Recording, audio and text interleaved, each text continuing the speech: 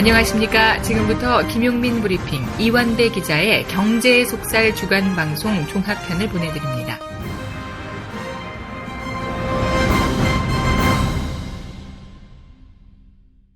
이제 월요일 방송분 함께 하시겠습니다.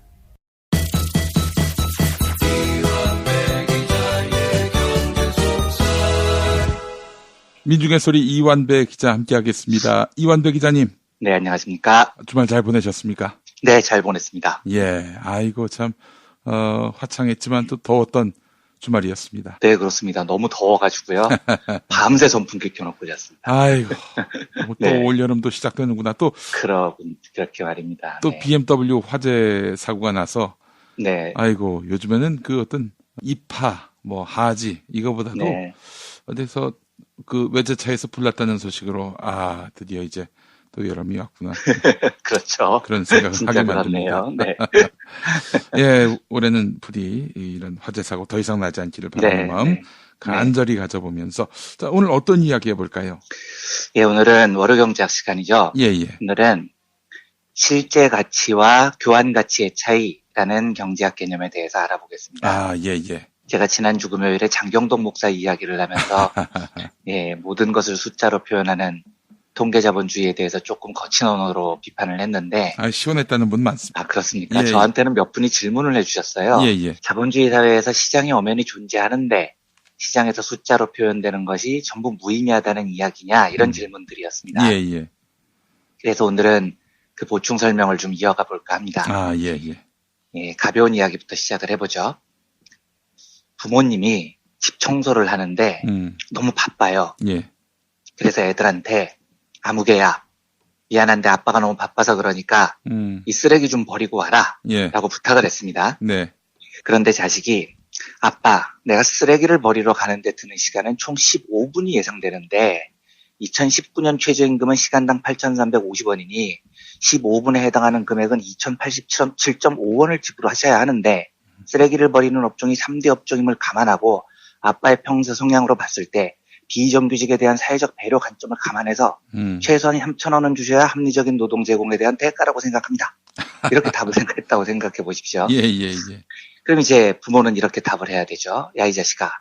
그럼 거꾸로 생각해보자. 네 나이가 현재 17세 3개월인데 너한테 든 식비를 끼니당 6,000원으로 계산했을 때 지금까지 너에게 소요된 총 금액이 3,788만 7천원으로 예상이 되고 너에게 제공된 하루 숙박비를 시중 숙박비의 최저가인 약 2만 1,000원으로 책정했을 때 이 또한 3,956만 원이 책정되며 너에게 제공된 각종 간식비 및 교육비 지출을 종합하면 현재까지 너에게 들었던 육아 비용이 총 2억 1,456만 3,276원이므로 너는 지금부터 하루 8시간 월 175만 원 받는 노동을 약 몇 년 몇 개월 동안 제공해야 나한테 진 빚을 모두 갚을 수 있어 라고 반박을 합니다. 예. 자, 지금까지 길게 이야기 드린 이 상황을 한마디로 요약을 하면 콩가루 집안이 됐다 이런 이야기인 거죠. 그런데 제가 이 이야기를 웃기려고 들은 게 아니고요. 경제를 영어로 이코노미라고 부르죠. 그런데 이코노미의 어원은 오이코노미아입니다. 원래 그리스 말이었습니다. 라틴어로 넘어오면서 오에코노미아가 됐고 영어로 넘어오면서 이코노미가 됩니다. 자, 그러면 원래 경제라는 말의 어원인 오이코노미아는 무슨 뜻일까요? 그리스어로 오이코는 집 또는 가정이라는 뜻입니다. 그리고 노미아는 다스린다는 뜻입니다. 즉 이코노미의 어원은 집을 다스린다 혹은 가정을 다스린다라는 뜻이라는 겁니다. 제가 아까 자녀와 쓰레기를 버릴 때 벌어졌던 일을 좀 웃기게 표현을 했지만 사실은 집에서 벌어지는 저런 일들, 부모가 자녀를 돌보고 자녀가 부모의 일을 돕고 이게 이코노미의 본질이었다는 겁니다. 그러면 자녀가 쓰레기를 버리면서 2,087.5원을 요구를 하고 부모는 자식에게 끼니를 제공하면서 6,000원씩을 받는 행위, 그러니까 모든 일에 일일이 시장에서 거래되는 가격을 매기는 것이 이코노미의 원래 모습이었겠냐는 겁니다.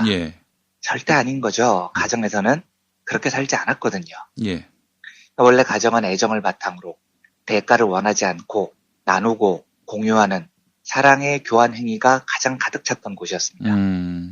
그런데 언젠가부터 자본주의가 시작되면서 오이코노미아, 즉 가정에서 벌어지는 사랑이 넘치는 교환이 사라져버린 거죠. 그리고 오로지 시장 가격에 의해서 상품이 거래되는 잔인한 숫자만 남아버린 겁니다. 예. 지금까지 드렸던 이야기를 잠깐 기억해 주시고요. 지금부터는 실제 가치와 교환 가치의 차이에 대해서 살펴보겠습니다. 우리가 자본주의 사회에서 살면서 제일 크게 저지르는 사고의 오류는 예. 물건과 상품을 구분하지 못하는 겁니다. 세상에는 물건이라는 것이 있고요. 상품이라는 것이 있습니다. 물건은 그 자체로 그냥 존재하는 겁니다.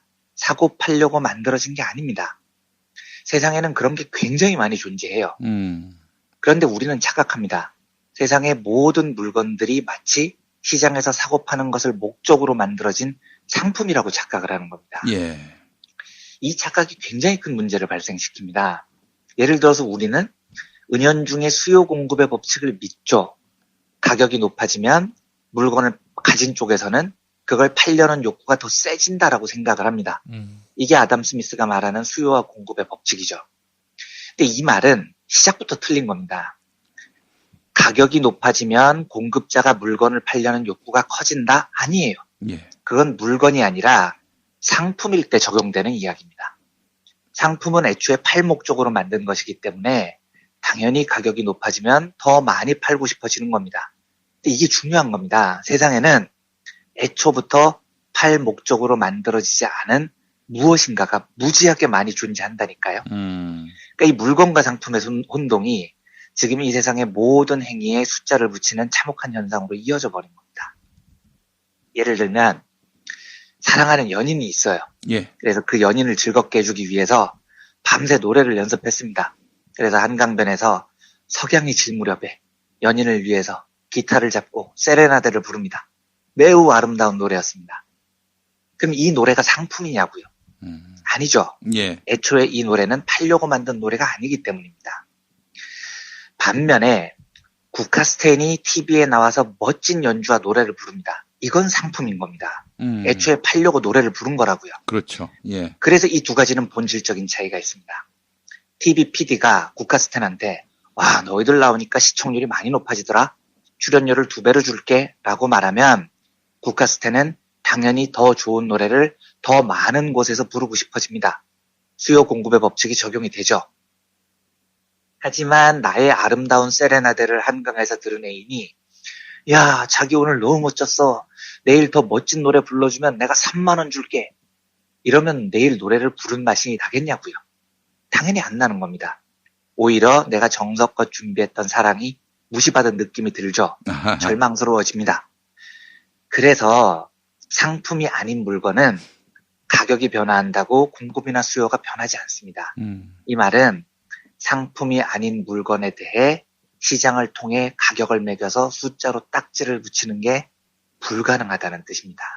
그리고 자꾸 말씀드리지만 이런 게 세상에 무지하게 많다니까요. 그러니까 경제는 이걸 구분해야 됩니다. 어떻게 구분을 하느냐? 정치경제학에서는 숫자로 평가할 수 있는 것의 가치를 교환 가치라고 부릅니다. 시장에서 거래될 때 붙는 가격, 요게 시장에서 형성된 교환의 가치죠. 예를 들면 국카스텐이 TV에 출연할 때 500만 원을 받는다. 이건 국카스텐 노래라는 상품의 교환 가치가 500만 원이다 라는 뜻입니다. 하지만 교환을 목적으로 하지 않은 물건도 가치가 있거든요. 이 가치는 이런 식으로 측정이 안 됩니다. 그래서 이런 물건의 가치를 실제 가치라고 부릅니다. 그러면 상식적으로 생각을 해보겠습니다. 교환 가치와 실제 가치는 늘 똑같을까요? 절대 그럴 수가 없는 겁니다. 연인을 위해 불러주는 세레나데, 이거 방송국에 팔려면 500원에도 못 팔아요. 하지만 내 연인에게 진정으로 불러주는 그 노래의 마음은 절대로 500원짜리가 아닌 거죠. 엄마의 정성이 담긴 김치찌개, 장애 아이들을 사랑스럽게 돌봐주는 특수학교 선생님들의 따뜻한 눈빛, 사회 진보를 위해서 민주시민들이 주고받는 따뜻한 연대, 이런 것들은 실제 가치가 어마어마하게 높지만 결코 시장에서 교환 가치로 표시될 수가 없는 독특한 성격이 있는 겁니다. 그런데 우리가 살고 있는 세상은 모든 물건을 상품이라고 규정을 해버려요. 그래서 교환 가치가 책정될 수 없는 것에 가격을 매깁니다. 그리고 그걸 사고 파는 것이 정당하고 효율적이라고 주장을 하고 있는 겁니다. 제가 조금 더 와닿게 이런 설명을 한번 해보죠. 우리 몸에 흐르는 피 있잖아요, 피. 이건 물건일까요, 상품일까요? 피요? 예. 이걸 상품이라고 하면 너무 슬퍼질 것 같은데요. 그렇죠. 그렇습니다. 그러니까 이건 당연히 사람의 몸에 흐르는 피는 사고 팔기 위해 존재하는 게 아닌 겁니다. 그 자체로 존재하는 거잖아요. 그러니까 피는 상식적으로 상품이 아닙니다. 그렇다면 사람의 피에 가격을 매겨서 사고 파는 것이 온당할까요? 온당하지 않은 겁니다. 상품이 아니니까요. 그런데 주류 경제학자들은 사람의 피조차 상품이라고 봅니다. 그래서 여기에 교환가치, 가격을 매겨요. 그리고 시장에서 거래를 해야 한다고 주장합니다. 베스트셀러 괴짜 경제학의 저자인 스티브 레비 같은 학자가 이런 사람들이죠. 응급실에 피가 부족하면 어떻게 해야 될까? 피를 사들이는 가격을 높이자. 그러면 더 많은 사람들이 헌혈을 할 거야. 이런 주장이 버젓이 경제학 교과서에 신박한 아이디어랍시고 실려 있습니다. 의사들이 환자를 열심히 안 돌봐? 병원을 민영화하자. 잘 돌보면 더 많은 돈을 벌게 해주자. 그러면 서비스가 나아질 거야. 뭐 이런 주장이죠. 생명을 돌보는 일에 가격을 매기는 겁니다. 근데 이게 굉장히 그럴싸해 보이기 시작하는 건 우리의 심각한 착각입니다. 그리고 시장경제 이데올로기가 만들어낸 환상 같은 겁니다. 왜냐하면 우리 전부 다 마더 테레사 수녀를 존경하잖아요. 왜 존경합니까? 사실 시장경제 이데올로기에 따르면 마더 테레사 수녀 같은 분은 척결 대상입니다. 왜 자기 노동을 무료로 제공을 해서 의료시장의 질서를 어지럽히냐고요. 마더 테레사 같은 사람이 많이 나오면 의사들이 돈 많이 벌기 위해서 열심히 노력해도 소용이 없어집니다. 욕을 먹잖아요.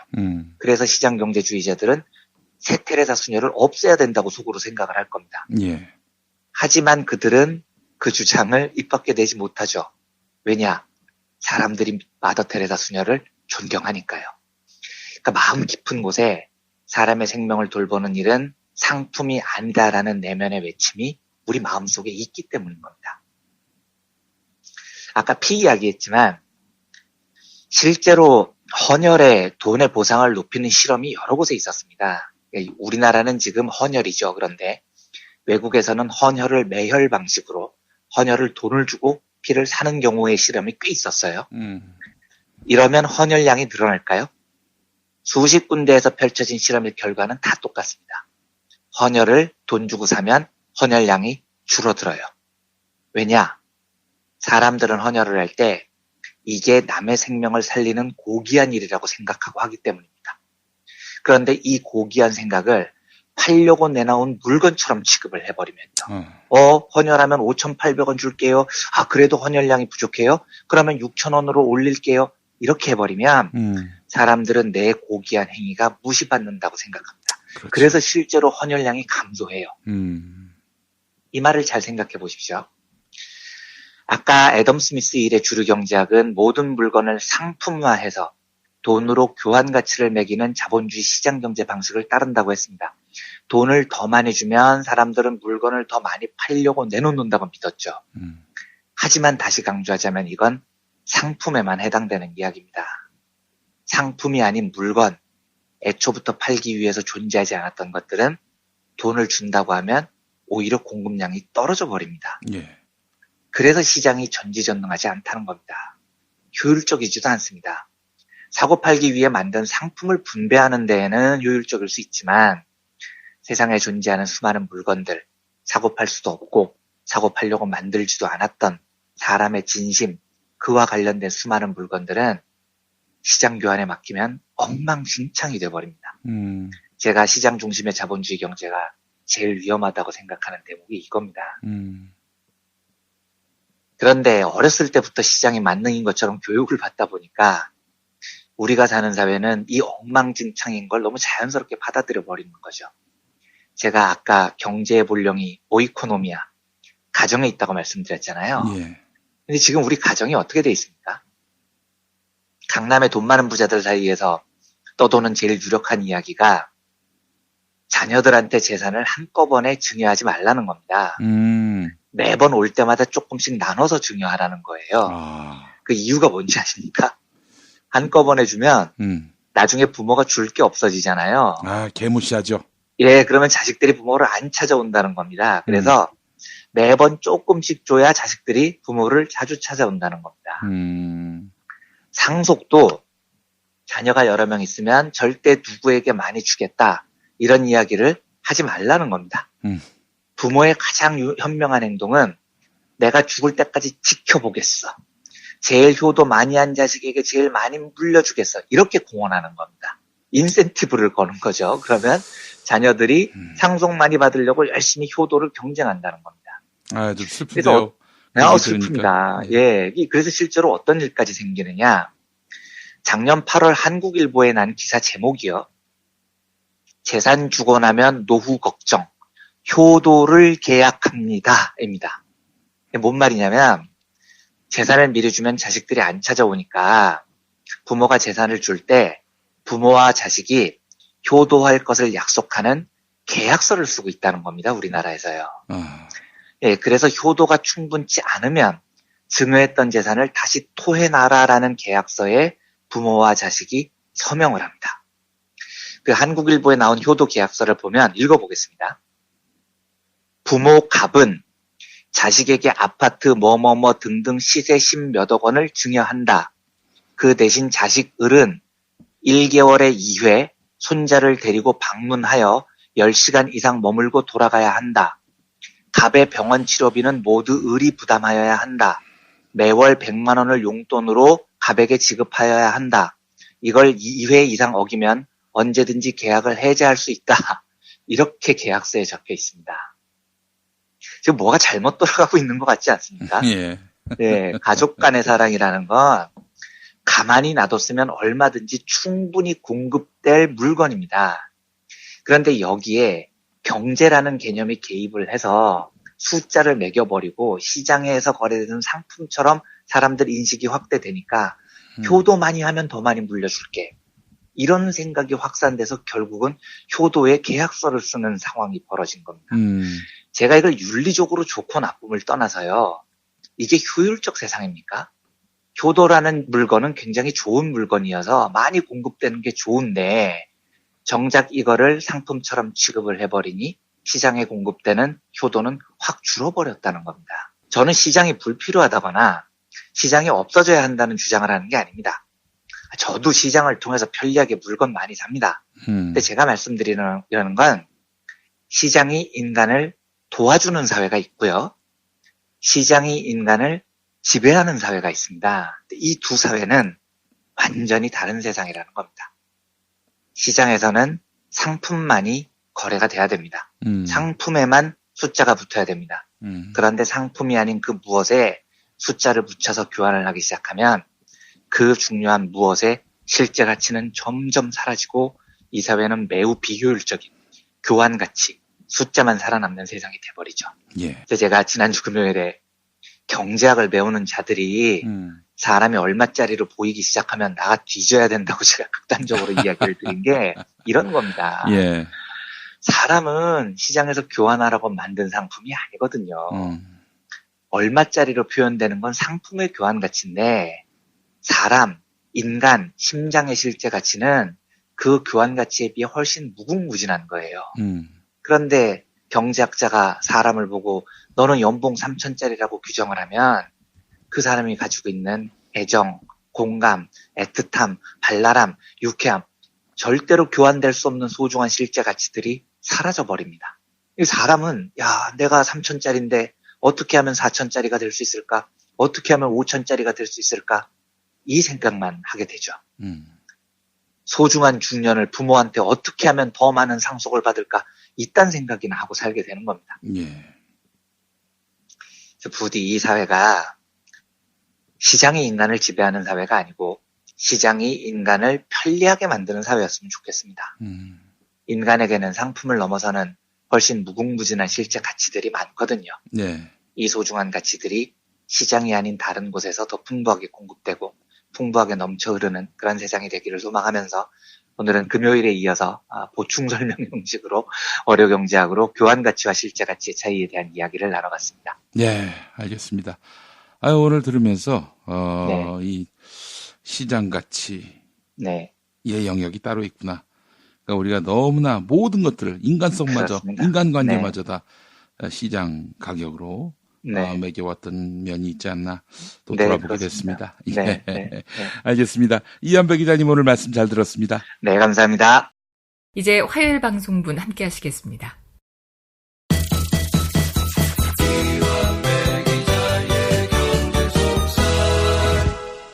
민중의 소리 이완배 기자 함께 하겠습니다. 이완배 기자님. 네, 안녕하십니까. 네, 오늘 어떤 이야기 해볼까요? 예, 오늘은 정치 이야기를 하나 골라봤습니다. 예. 네, 황교안 자유한국당 대표의 민생투쟁 대장정? 뭐 그런 게 지난주 24일로 마무리가 됐죠. 예, 예. 저는 저 전국 순회를 민생투쟁 대장정이라고 불러서 민생이 제가 아는 민생 말고 다른 민생이 있었나 싶었습니다. 재벌 이름 중에 김민생 씨가 있었나 찾아봤기도 했습니다. 예. 예, 아무튼 만 18일 동안 진행됐던 정체불명의 민생투쟁이라는 게 마무리됐습니다. 4,080km를 이동했다고 하고요. 과거부터 이분의 의전에 대한 말이 하도 많았던지라 이번에는 숙식을 대부분 마을회관이나 민박집, 경로당 뭐 이런 곳에서 해결을 했다고 하더라고요. 여러 해프닝이 있었는데 간단히 돌아보겠습니다. 예. 투어를 자갈치 시장에서 시작했는데 하필이면 그날이 시장 쉬는 날이었다는 거죠. 네, 그리고 석가탄신일에는 경북 영천의 은혜사를 방문했는데 당당하게 합장을 거부한 일도 인상적이었습니다. 네, 그 중에서도 경제기자인 저의 관심을 가장 끌었던 건 22일 남양주 중소기업을 방문을 했는데 지방 중소기업들도 회사 안에 멋진 카페를 만들면 청년들이 몰려오지 않겠냐라는 신박한 방안을 내세운 겁니다. 근데 이게 예. 웃긴데 웃을 일이 아닌 게 암기 위주의 우리나라 고등교육의 제일 큰 문제점입니다. 네, 사법고시라는 게 결국 암기 능력 테스트잖아요. 예, 예, 예. 황교안 같은 사람은 뭘 보면 외우는 건 열나 잘하는 사람입니다. 근데 이런 사람들 특징은 자기가 이해 못하는 특이한 현상을 보면 이해를 하려고 하는 게 아니고 그냥 외워버립니다. 네. 카페 만들자. 도대체 이 황당한 이야기가 무슨 뜻일 것 같습니까? 저는 확신하는데 저거 100% 구글 이야기입니다. 구글에는 150피트의 법칙이라는 게 있다고 제가 말씀드린 적이 있죠. 예. 구글 본사에는 노동자들이 어떤 위치에 있어도 150피트, 즉 45m 내에 예쁜 카페테리아가 있다는 겁니다. 이건 뭐 워낙 유명한 이야기입니다. 황교안 대표도 어디서 이걸 본 거죠. 그럼 정상적인 사람이라면 이걸 보고 구글이 노동자의 정신과 휴식권을 존중함으로써 창의성을 드높이고 있구나 이렇게 생각을 하죠. 황교안 같은 암기 전문가들 두뇌 구조는 구글의 성공 요인은 예쁜 카페 건설이었어. 암기해 이렇게 작동을 해버립니다. 그렇지 않으면 저기서 저런 황당한 대답을 자신 있게 이야기할 수가 없는 거죠. 아무튼 참 한심한 두뇌 회로인데 요 이야기는 요까지 하고요. 예. 이 대장정이라는 걸 총평을 해보겠습니다. 대략적인 언론 평가를 보니까 이번 전국 투어는 외연 확장보다는 지지층 결집에 더 큰 목적을 뒀다. 이런 평가가 주류인 것 같아요. 중도층에 대한 확장보다 흩어진 보수층을 한데 모으는 목적이 더 강했다는 거죠. 대장정 중간중간 막말 수준의 멘트가 쏟아진 것도 전통 지지층들이 열광하니까 그것부터 챙기는 전략이었다는 게 대체적인 평가인 것 같습니다. 집토끼를 먼저 잡느냐, 산토끼를 먼저 잡느냐 이 문제는 모든 정치 세력의 오래된 딜레마입니다. 근데 경제학도 이 문제를 굉장히 관심 있게 다룹니다. 그리고 경제학이 내린 일관된 결론은 어떤 투표에서도 정당은 중도화 전략을 펼치는 게 유리하다는 겁니다. 그러니까 선거 때마다 각 정당이 중도화 전략을 펼치는 이유도 이런 것과 관련이 있습니다. 과거에 한번 이야기를 드린 적이 있는데 짧게 복습을 해보겠습니다. 유권자 성향이 진보부터 보수까지 균일하게 퍼져 있다고 가정을 합니다. 예. 1이 제일 왼쪽, 진보라고 보고 5가 제일 보수, 오른쪽이라고 보면 유권자가 5명이 존재하는 세상에서 5명의 성향은 1, 2, 3, 4, 5 이렇게 균등하게 퍼져 있는 겁니다. 1은 생좌파, 2는 적당히 진보, 3은 정확하게 중도, 4는 적당히 우파, 5는 수구 꼴통 이런 분포인 거죠. 이때 진보 보수 두 후보가 출마를 합니다. 두 후보는 어디쯤 위치하는 게 제일 유리할까요? 이게 경제학의 질문입니다. 만약에 진보 후보가 그래도 진보에 자존심이 있지. 나는 생좌파 입장에 서겠어. 라면서 1번 유권자 입맛에 맞는 공약을 펼칩니다. 반면에 보수 후보는 내 개인적 생각은 5번 수구꼴통이지만 중도화 전략에 의해서 조금 왼쪽으로 가서 한 4번 적당한 보수인 척을 하겠어 라고 생각을 합니다. 이 상태에서 투표를 해보겠습니다. 무조건 보수가 이깁니다. 왜냐?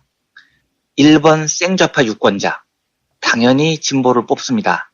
자기도 1번인데 후보도 1번 입장이니까요. 2번 적당한 진보 유권자 일단 자기 입장과 완벽하게 일치하는 후보는 없습니다. 하지만 기권을 하지 않는다고 보면 나하고 가까운 후보를 선택할 겁니다. 그러면 1번 후보와 4번 후보 중에 누가 2번 유권자와 가깝겠습니까? 1번이 가까운 겁니다. 그래서 1번을 찍습니다. 이번엔 보수 쪽, 오른쪽을 보겠습니다. 5번 유권자, 수구 꼴통입니다. 보수 후보가 출마를 했는데 나하고 딱 일치하지는 않아요. 후보가 4번에 있으니까요. 하지만 투표를 하면 4번을 찍습니다. 1번은 너무 멀잖아요. 4번이 5번에 가까우니까요. 그 다음 4번 유권자, 당연히 4번을 찍습니다. 내 입맛에 100% 맞는 후보죠. 요러면 2대2가 됩니다. 그러면 승부는 3번 유권자, 중도파에서 결정됩니다. 그러면 3번 유권자는 1번 후보와 4번 후보 중 누구를 찍겠습니까? 내 입맛에 딱 맞는 후보는 없지만 찍어야 한다면 상대적으로 나하고 가까운 4번을 찍는 겁니다. 그래서 생좌파와 적당한 보수가 붙으면 적당한 보수가 이기는 거죠.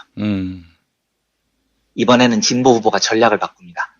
내 사상은 1번 생좌파지만 선거 승리를 위해서 우경화 전략을 받아들입니다. 그래서 1.5칸쯤 오른쪽으로 가서 2.5쯤에 있는 척을 합니다. 성큼성큼 오른쪽으로 걸어가죠. 예. 이러면 진보 후보의 위치는 2.5, 보수 후보의 위치는 그대로 4에 있습니다. 이 상태에서 투표를 하면 진보가 무조건 이깁니다. 우선 1번 생좌파, 진보를 찍습니다. 왜냐하면 자기 마음엔 안 들지만 2.5와 4 중에 2.5가 나랑 가까우니까요. 2번 적당한 진보 유권자, 역시 진보를 찍습니다. 2.5와 4 중에 2.5가 나하고 가까우니까요. 반대쪽 5번 수구 꼴통 유권자, 그리고 4번 보수 유권자는 아까와 마찬가지로 4번 보수 후보를 찍습니다. 이번에도 캐스팅 보트는 3번 중도층이 쥐고 있습니다. 2.5와 4가 있는데 누구를 찍겠습니까? 나하고 가까운 2.5를 찍습니다. 승부가 아까랑 역전이 되는 거죠. 그래서 이런 구조에서는 어떻게 투표를 하더라도 가운데로 이동할수록 유리해진다는 겁니다. 선거 때마다 중도층 표심을 잡느라고 각 정당이 중도화 전략을 펼치는 이유가 이거죠. 2012년 대선에서 박근혜가 생각도 안 하던 경제민주화 운운했던 게 그런 겁니다. 계속해서 왼쪽으로 오는 거죠. 이까지는 과거에 한번 이야기를 드렸던 건데요. 오늘은 여기서 조금만 더 나아가 보겠습니다. 제가 조금 전까지 말씀드린 이야기 감춰진 진실은 사람에게는 제1 선호 체계가 아니고 제2 선호 체계라는 게 존재한다는 겁니다. 그러니까 많은 투표 결과는 유권자들의 제1 선호 체계가 아니고 네. 제2 선호 체계에서 승부가 나는 경우가 굉장히 많습니다. 이게 오늘의 주제입니다. 예. 우리는 보통 유권자들을 보수, 진보, 중도 이렇게 규정을 하죠. 그런데 이 표현은 그 유권자들이 무엇을 제일 선호하는가만을 이야기하는 겁니다. 이걸 제1 선호 체계라고 합니다. 근데 만약에 내 제1 선호 체계와 딱 일치하는 후보가 출마하지 않았다면 어떻게 해야 됩니까? 이때에는 제2 선호 체계라는 게 작동을 합니다. 내 입맛에 꼭 맞는 후보는 아니더라도 나하고 가까운 후보를 선택하는 겁니다. 이 이야기는 수학자 콩도르쉐라는 사람이 처음 만들어서 예. 콩도르쉐의 역설이라고 불리는 수학 이론에서부터 출발을 하는데 나중에는 경제학으로 계속 발전을 해옵니다. 조금 까다롭고 귀찮게 들리실 수 있는데 차근차근 해보겠습니다. 세상의 정치 성향이 진보, 중도, 보수 딱 3개밖에 없습니다. 이러면 유권자도 셋 중 하나를 선택해야 되고 출마한 후보도 무조건 셋 중 하나를 선택해야 됩니다. 이런 세상을 가정해 보는 거죠. 그런데 진보, 중도, 보수라는 건 사람들의 제1, 첫 번째 선호 체계를 표현한 겁니다. 하지만 사람들에게는 제2 선호 체계라는 게 존재합니다. 예를 들어서 진보 유권자라면 1순위는 진보지만 2순위는 중도가 됩니다. 보수를 찍을 수는 없으니까요. 보수 유권자도 마찬가지입니다. 1순위는 보수인데 2순위라는 게 있어요. 진보와 중도 중에 선택하라고 하면 보수는 당연히 2순위로 중도를 선택합니다. 진보를 찍을 수는 없으니까요. 근데 문제는 중도 유권자인 겁니다. 중도 유권자의 1순위는 당연히 중도죠. 그런데 중도 후보의 2순위가 뭘까요? 이건 사람에 따라서 다릅니다. 어떤 사람은 보수가 2순위가 될 수도 있고 진보가 2순위가 될 수도 있습니다.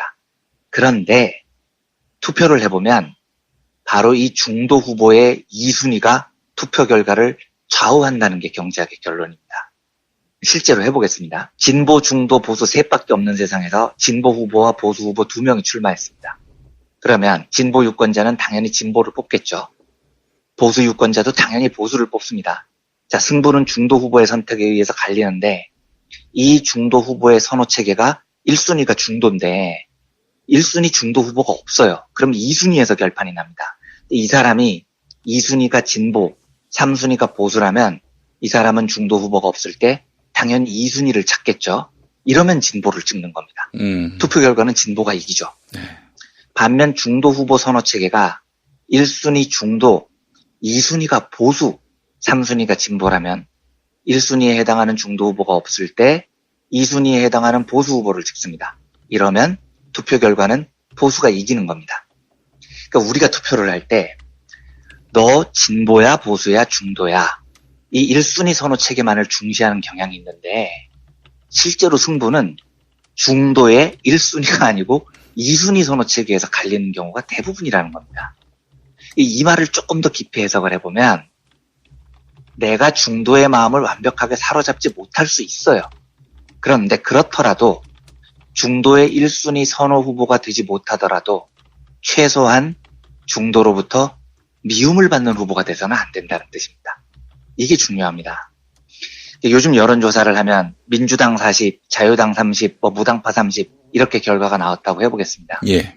선거를 했을 때 승부가 어디서 갈릴까요? 민주당 지지자들과 자유당 지지자들이 우리 당을 얼마나 열렬히 좋아하느냐에서 갈리지 않습니다. 무당파 30이 누구를 찍느냐인데 여기서는 1순위가 아니고 2순위에서 갈립니다. 어차피 1순위가 없다고 보면 누구를 덜 싫어하느냐에서 갈린다는 겁니다. 그래서 내 지지자 결집시킨답시고 무당파 30이 나를 혐오하게 만드는 건 경제학에서 보기에 닥짓이라는 뜻입니다. 많은 정치인들이 자기 앞에 유권자들이 모여서 내 이름을 막 연호하잖아요. 김 PD님께 여쭤보면 어떠실지 모르겠는데 그런가요? 들어보면 지지자들이 막 내 앞에서 연호를 하면 정치인들은 너무 행복해서 뽕을 맞은 기분이라고 그러던데요. 아니, 근데 그것 때문에 네. 자기 집을 팔아가지고 그러니까요. 선거 때마다 나오는 사람들이 네. 있는데 네. 저는 그 지경까지는 아닌 것 같아요. 네, 아니, 다행이었습니다. 김용민이를 막 연호하면요. 아유, 네. 얼굴이 뜨겁고 민망하고 네. 아니 내가 이 양반들한테 해준 것도 없는데 왜 이렇게 네. 이게는 뭐 한마디로 선거 때니까 또 네. 구도가 확정이 됐으니까 네. 뭐 이렇게 나에게 대접하겠거니라고 생각하지만은 네. 내가 뭐 정말 뭐 뽕 맞는다든지 그러진 않았어요. 네. 저는 솔직히. 네. 그러니까 많은 다른 정치인들에 비해서 상당히 이성적으로 선거를 하신 거죠. 다행스럽게도. 그러니까 떨어졌지. 그런가요? 근데 실제로 많은 정치인들이 막 뽕 맞은 기분을 느낀다고 하는데 그건 맞습니까? 눈 뒤집힌대요. 예, 저는 그런지 맞아요. 않았는데 네. 눈 뒤집힌다고 하더라고요. 네. 예. 그런데 막 지지자들이 자기 앞에서 이름을 연호를 하면 뽕 맞은 기분을 느꼈는데 선거를 해보면 집니다. 왜냐? 승부는 사실 내 앞에서 내 이름을 연호하는 지지자에서 갈리는 게 아니거든요. 승부는 나를 지지하지 않고 상대방도 지지하지 않는 중간 유권자의 제1선호 체계가 아니라 제2선호 체계에서 결판이 납니다. 즉 중간 유권자가 누구를 덜 싫어하느냐에서 갈라진다는 겁니다. 그래서 저는 산토끼 집토끼 이야기 나올 때마다 어느 쪽 토끼를 잡건 뭐 전략을 세울 수는 있는데 다른 토끼가 나를 혐오하게 만들면 안 되는 게 핵심입니다라고 이야기를 하는 편입니다. 그래서 저는 이번 황교안 대표의 민생 투어를 총평하자면 닥짓했다고 생각합니다. 민생 투어라는 걸 왜 합니까? 후보와 정당의 서민적인 이미지를 만들기 위해서 하는 겁니다. 그러려고 황교안 씨가 팔자에도 없는 마을회관 같은 곳에서 잠을 자는 거죠. 그러면 사람들이 보기에 내가 황교안 지지하지는 않는데 저 사람이 마을회관에서 자는 걸 보니까 서민적인 구석이 있네. 사람이 싫지는 않아. 이런 생각을 갖게 만드는 겁니다.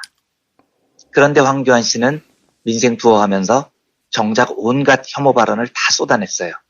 그러다 보니까 큰맘 먹고 마을회관에서 서민 코스프레 하면서 잤는데 이건 뉴스가 아예 안 됩니다. 황교안 씨가 쏟아낸 혐오 발언만 뉴스가 되죠. 물론 그 이야기를 들은 수구꼴통 보수들은 신이 납니다. 하지만 승부를 가르는 결정자들, 보수도 아니고 진보도 아닌 사람들이 보기에 쟤들 하는 짓이 싫어지기 시작하는 겁니다. 그리고 선거는 바로 중도층의 이 2차 감정 체계에서 결판이 나는 겁니다. 제가 그래서 주제넘게 진보운동을 하시는 분들께도 가끔 이야기를 드리는데요. 정치인은 필연적으로 중도를 향해 갈 수밖에 없습니다. 그래야 투표에 유리하니까요. 하지만 운동가는 그럴 수 없습니다. 운동가의 임무는 중도로 가서 사람들에게 표를 더 많이 받는 게 아니죠. 운동을 통해서 세상의 지형을 바꾸는 겁니다. 그러니까 원래 지형이 중도가 3이라면 정치인은 3에 가까이 다가가서 표를 얻지만 운동가는 3을 2쪽으로 당기는 사람이라고 저는 생각을 해요. 그런데 운동이라는 게 힘들다 보니 하시는 분들 성격이 조금 세지는 경향이 있습니다. 저는 100번 이해가 돼요. 그러니까 진보운동은 그야말로 풍찬 노숙이고 신념이 없으면 못하는 거죠. 그런데 이걸 100번 이해하는 와중에서 드리는 말씀이지만 조심스럽게 이야기를 드리는 건 신념이 옳은 것과는 별개로 신념을 표현하는 방식이 조금 더 부드러워질 필요는 있습니다. 예를 들어서 내가 내 사상을 설득하기 위해서 무슨 사람을 붙잡고 막 이야기를 했는데 상대가 안 들어요. 그러니까 상대가 나의 신념을 제1선호체계로 받아들이지 못한 거죠. 그러면 이게 실패가 아닌 겁니다. 내 신념이 상대에게 1순위가 되지 않아도 적어도 2순위에 들어가느냐 못 들어가느냐는 건 굉장히 중요합니다. 그러니까 최소한 나를 싫어하지는 않게 만들어야 된다고요.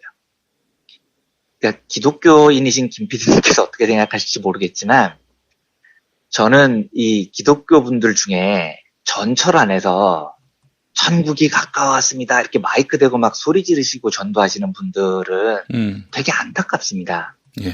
그게 그분의 신념인 건 제가 알겠어요. 그런데 사람들이 좀 편안하게 이동하고 싶은 공간에서 그렇게 소리를 지르면 불편해지잖아요. 그러면 사람들이 그 종교를 더 싫어하게 된다니까요. 이런 사람들입니다. 나는 불교도 아니고 기독교도 아니야. 그런데 저 사람 보니까 기독교가 더 싫어졌어. 이런 마음이 사람들에게 쌓이면 결국 기독교는 대세가 되지 못합니다. 승부를 가르는 건 중도층의 제2선호체계이기 때문에 그렇습니다. 예.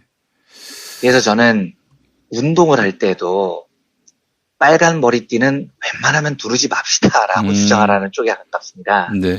그게 동지들 사이에서는 투쟁의식을 높이는데 도움이 되겠지만 이도저도 아닌 쪽에 있는 분들이 보면 거부감이 들 수 있어요. 그러면 저는 차라리 줄이는 게 낫다고 생각합니다. 근데 이 이야기는 진보운동 하시는 분들께는 너무 주제넘은 이야기여서 너무 길게 하지 않고 그냥 여기서 끊겠습니다. 네. 근데 아무튼 오늘 이야기의 요지는 승부는 2순위에서 갈리는 경우가 많고 그런 면에서 자유당의 전 민생 투어 저건 그야말로 닭짓이었다는 겁니다. 앞으로도 자유당의 저런 닭짓을 계속해서 열심히 해주기를 소망하면서 오늘 브리핑을 정리하겠습니다. 네. 그렇게 전철 안에서 남들이 듣건 말건 떠드는 거는 마스터베이션에 가깝다고 저는 봅니다. 예. 그렇죠. 자기 신념을 높이고 주변 분들, 그러니까 자기와 신념이 비슷한 사람들에게는 뭐 덕이 될 수 있어도 예, 아무 종교를 갖고 있지 않는 사람에게는 좀 힘들게 하죠. 하나님만 보시면 된다. 뭐 사람들이 뭐 어떤 반응을 보이건 간에 나는 내 믿음을 지킨 것이다. 뭐 이런 건데. 그게 참. 그러면 전도가 아닌 거잖아요. 그렇죠. 그 사람 눈치 보지 말고 하나님 앞에서 칭찬받을 일 하면 된다. 뭐 이런 건데. 아유, 참. 그렇습니다. 이게 그 한마디로 얘기해서 기독교가 그렇게 낡아버린 거예요. 예. 네. 그렇게 이해해 주셔서 감사합니다. 뭐 그렇게 이해해 주세요. 뭐 당연한 건데 사실이고. 네. 알겠습니다. 이한배 기자님 오늘 말씀 잘 들었습니다. 네, 감사합니다. 이제 수요일 방송분 함께 하시겠습니다.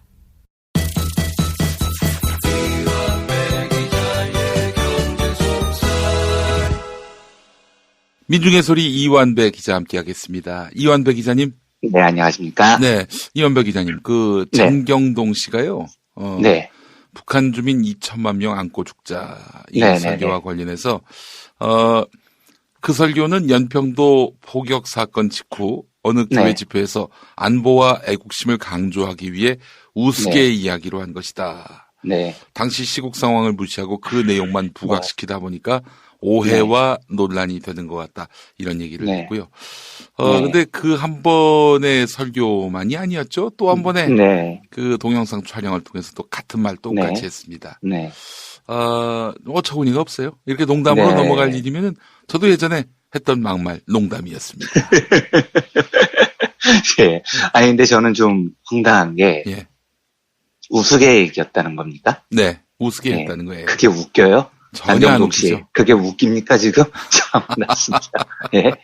사람 목숨 2천만 명, 4천만 명이 왔다 갔다 하는 게 웃기면 목회질 하고 있으면 안 되는 겁니다. 네. 네, 듣다 보니 황당하네요, 진짜. 네.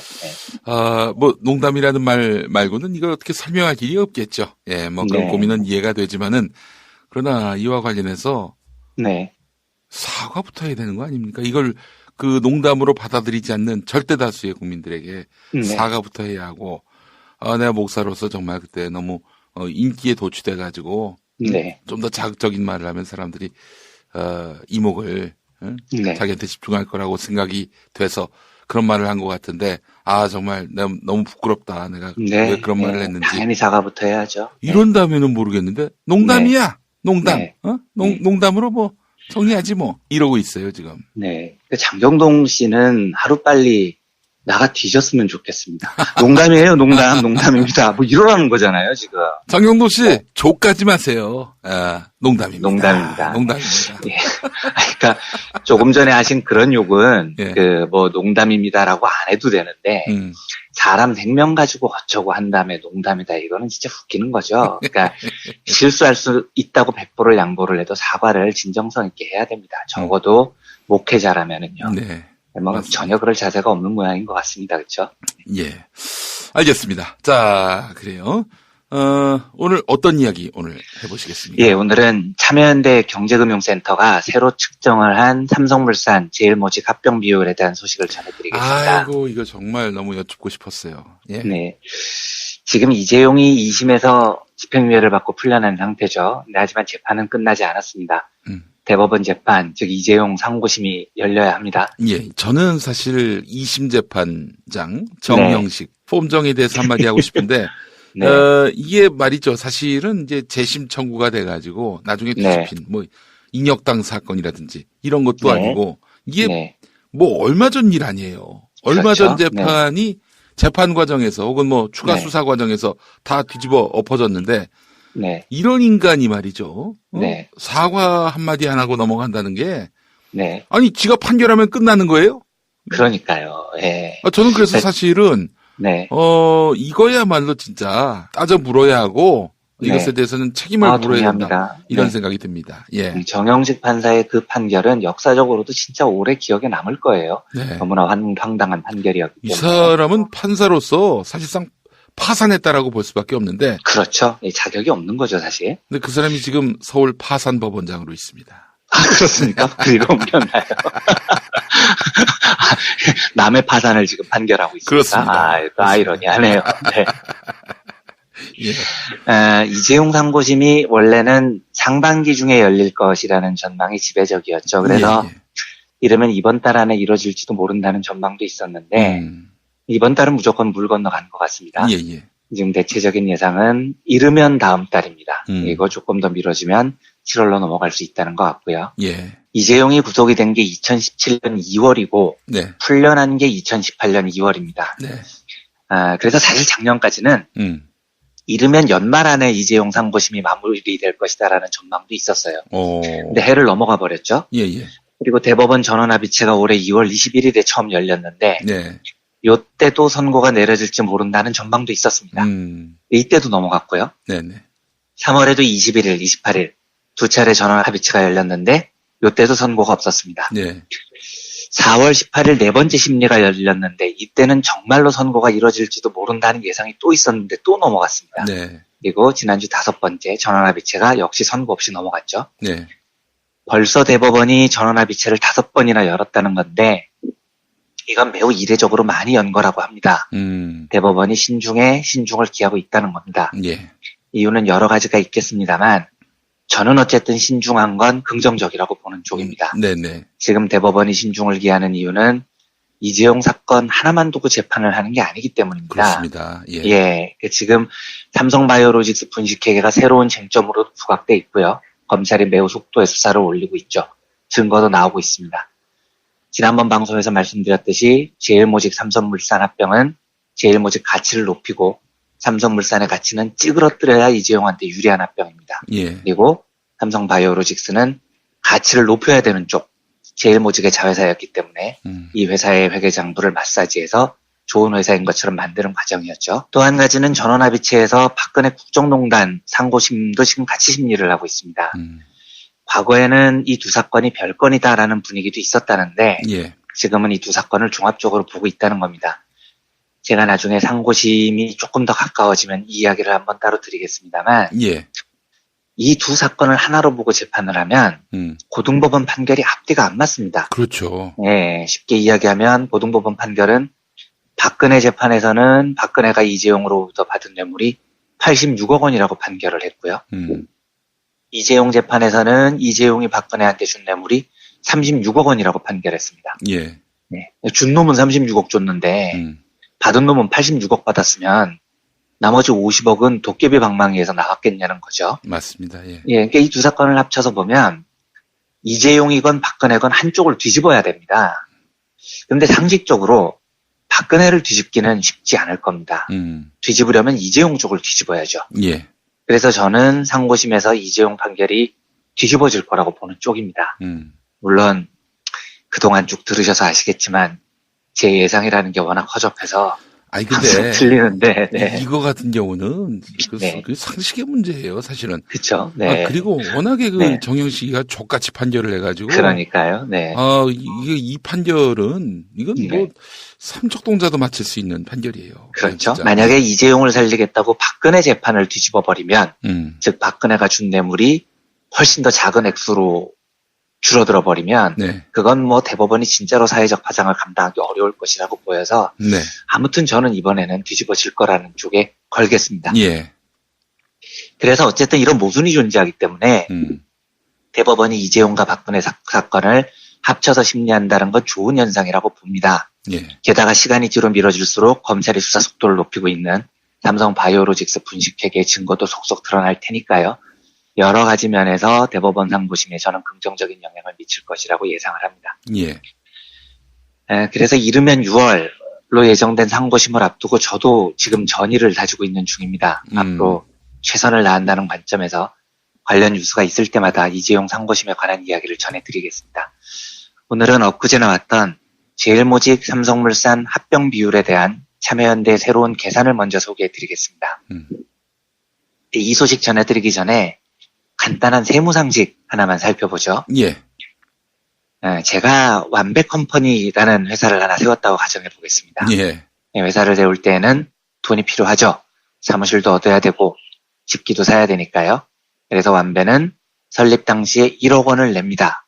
이 돈을 설립 자본금이라고 부릅니다. 회사를 세울 때 낸 돈이 1억 원이었으니까요. 그런데 시간이 지나면서 회사가 사업을 진행해 나가면 이야기가 달라집니다. 회사가 잘 나가서 매년 돈을 10억씩이나 벌어요. 그런데 누가 완배한테 와서 야, 너 그 회사 세우는데 1억 원 들었지? 내가 1억 원 줄 테니까 회사를 내놔라. 이러면 제가 뭐라 그러겠습니까? 뭐 이런 미친놈이 다 있어. 꺼져. 라고 말하겠죠. 왜냐하면 비록 내가 투자한 돈은 1억 원이지만 지금 회사가 커서 매년 10억씩 벌고 있기 때문입니다. 이걸 1억 원에 팔라는 게 말이 안 되잖아요. 그래서 기업의 가치라는 건 그 기업이 사업을 얼마나 잘 하느냐에 따라서 변하는 겁니다. 그렇다면 그 변하는 가치를 도대체 얼마로 봐야 하느냐가 관건입니다. 만약에 회사 주식이 증시에서 거래가 된다면 간단합니다. 시장에서 형성된 가격을 그 기업의 가치로 보면 됩니다. 예. 주식의 가격이란 건 수십, 수백만 명의 시장 참가자들의 수요와 공급에 의해서 결정되기 때문에 그렇습니다. 조작이 불가능하다고 보는 거죠. 반면에 기업 주식 중에는 주식이 증시에 거래가 안 되는 경우가 훨씬 많습니다. 완배컴퍼니 주식도 증시에서는 살 수가 없죠. 요때 문제가 생깁니다. 완배가 주식을 자식에게 물려주기로 했습니다. 네. 근데 물려줄 때에는 증여세를 내야 됩니다. 근데 완배는 증여세를 많이 내고 싶지 않습니다. 증여세를 덜 내려면 기업의 가격이 싸면 쌀수록 유리하겠죠. 예. 그래서 완배는 이 기업은 1억 원짜리입니다. 왜냐하면 내가 회사 세울 때 1억 원 냈거든요. 이렇게 세무서에 신고를 합니다. 예. 말도 안 되는 소리죠. 그 사이 기업 가치가 향상됐으면은 뭐 당연히 예. 반영한 걸로 해야죠. 예. 그리고 지금은 1년에 10억 버는 회사인데 이걸 예. 1억 원이라고 신고를 하면 안 됩니다. 예. 그런데 과거에는 이렇게 신고를 해도 됐습니다. 아, 그래요? 예, 시장에서 가격이 형성되지 않은 비상장 기업의 가치를 예. 이런 식으로 아무렇게나 막 써냈어도 됐어요. 증여세 음. 덜 내려고요. 네. 요 분야의 최고 전문가가 이재용 씨입니다. 예, 법 규정이 정비되지 않았을 때 예. 삼성그룹 비상장 계열사, 그러니까 주식이 증시에서 거래되지 않는 회사 주식을 10분의 1, 20분의 1 가격에 헐값에 막 사들인 겁니다. 신고를 그 가격으로 해요. 그래서 지금 이재용 씨 재산이 9조 원이 된 겁니다. 이재용 씨가 이렇게 분담세를 치고 나니까 세법이 바뀌죠. 네. 비상장 기업 가격을 이런 식으로 후려쳐서 팔면 안 된다. 10억 버는 회사는 그에 맞는 가치를 계산해라. 이게 개정된 세법입니다. 그거 어떻게 해야 되느냐? 회계사 사무실에 들려야 돼요. 그래서 기업 가치가 얼마인지 정확히 계산을 하라는 법 규정이 생겼습니다. 예. 지금은 어떻게 하냐면 두 가지를 봅니다. 일단 이 회사가 보유한 재산이 얼마냐? 부동산이건 현금이건요. 예. 이걸 다 계산해서 기업 가치의 40%를 반영하고요. 이 회사가 벌어들이는 돈이 얼마냐? 순이익을 60% 반영해서 회사 가치를 새로 계산했습니다. 예, 예. 근데 이렇게 했더니 상속이나 증여를 하는 사람들이 이 기업 가치가 작을수록 증여세를 덜 내는 거니까요. 그래? 그러면 기업 실적을 일부러 망가뜨리자 이런 경우가 생겨버린 겁니다. 네. 회사가 보유한 재산 40%에 어쩔 수가 없지만 회사가 벌어들인 돈을 60% 비중으로 반영한다고 아싸 회사가 돈 안 벌면 되지 라는 아이디어가 나온 겁니다. 그래서 일부러 한 해 정도 실적을 팍살을 내요. 그리고 우리 회사 작년에 번 돈 없어요 라고 신고를 한 다음에 요 해에 싹 증여를 해버립니다. 이러면 기업 가치가 확 떨어져서 세금을 덜 내게 되거든요. 아, 그게 실제 있었던 일입니까? 그럼요. 무지하게 많았던 일입니다. 예. 이런 일이 비일비재했습니다. 예. 근데 이제 이걸 또 막기 위해서 세법이 또 개정이 돼요. 지금은 어떻게 하냐면 회사 재산을 40% 보고 벌어들인 돈을 60%로 보는 골자는 비슷한데 예, 예. 회사가 벌어들인 돈 60%를 최근 3년치를 다 봅니다. 그러니까 1년치만 봤더니 일부러 1년 실적을 박살내는 놈들이 있었다는 거죠. 네네. 증여세 덜 내겠다고 기업 실적 한 해 정도는 충분히 박살낼 놈들이거든요. 그러니까 국세청이 보기에 1년은 그렇게 해도 설마 사업을 하는 자들이 3년을 박살내겠느냐. 그럴 수는 없다라고 네. 보고 3년 실적을 보기 시작했습니다. 예. 근데 이렇게 했는데 예. 실제로 3년 실적을 일부러 박살내는 회사가 또 생겼다는 거예요. 아, 어떤 회사예요, 그런 회사가? 이런 회사들은 큰 기업들이 아니고 비상장 회사들이니까. 아, 비상장 회사. 예, 예, 제가 이름은 알 수 없지만 비상장 기업 중에 이런 회사들 굉장히 많습니다. 야, 이 진짜 이 쓰레기들이네, 진짜. 환장하는 거죠. 그러니까 증여세 덜 내겠다고 회사 장부를 3년 동안 거둬를 낸다는 건 사업을 안 하겠다는 것과 마찬가지인데 그렇죠. 이게 가능해요. 예, 예. 그래서 이걸 또 막기 위해서 보완책이 작년부터 실시가 됐습니다. 이 보완책은 좀 복잡해서 설명을 생략합니다만 제가 말씀드리려는 요지는 이겁니다. 법이 계속 이렇게 해서 복잡해지는 이유는 돈 많은 자들은 상속이나 증여를 할 때 세금 덜 내겠다고 기업을 3년 동안 망가뜨리는 일을 그냥 해버린다는 겁니다. 하, 참. 그런데 이건 주식이 증시에서 거래가 안 되는 기업 이야기고요. 예. 주식이 증시에서 거래가 되면 이렇게 복잡하게 하지 않습니다. 왜냐하면 아까 말씀드렸듯이 증시에는 수만 명의 사람이 주식을 거래하기 때문에 수요와 공급에 의해서 적절하게 가격이 형성될 것이다 이걸 조작할 수는 없다라는 국세청의 믿음이 있었기 때문이죠. 네.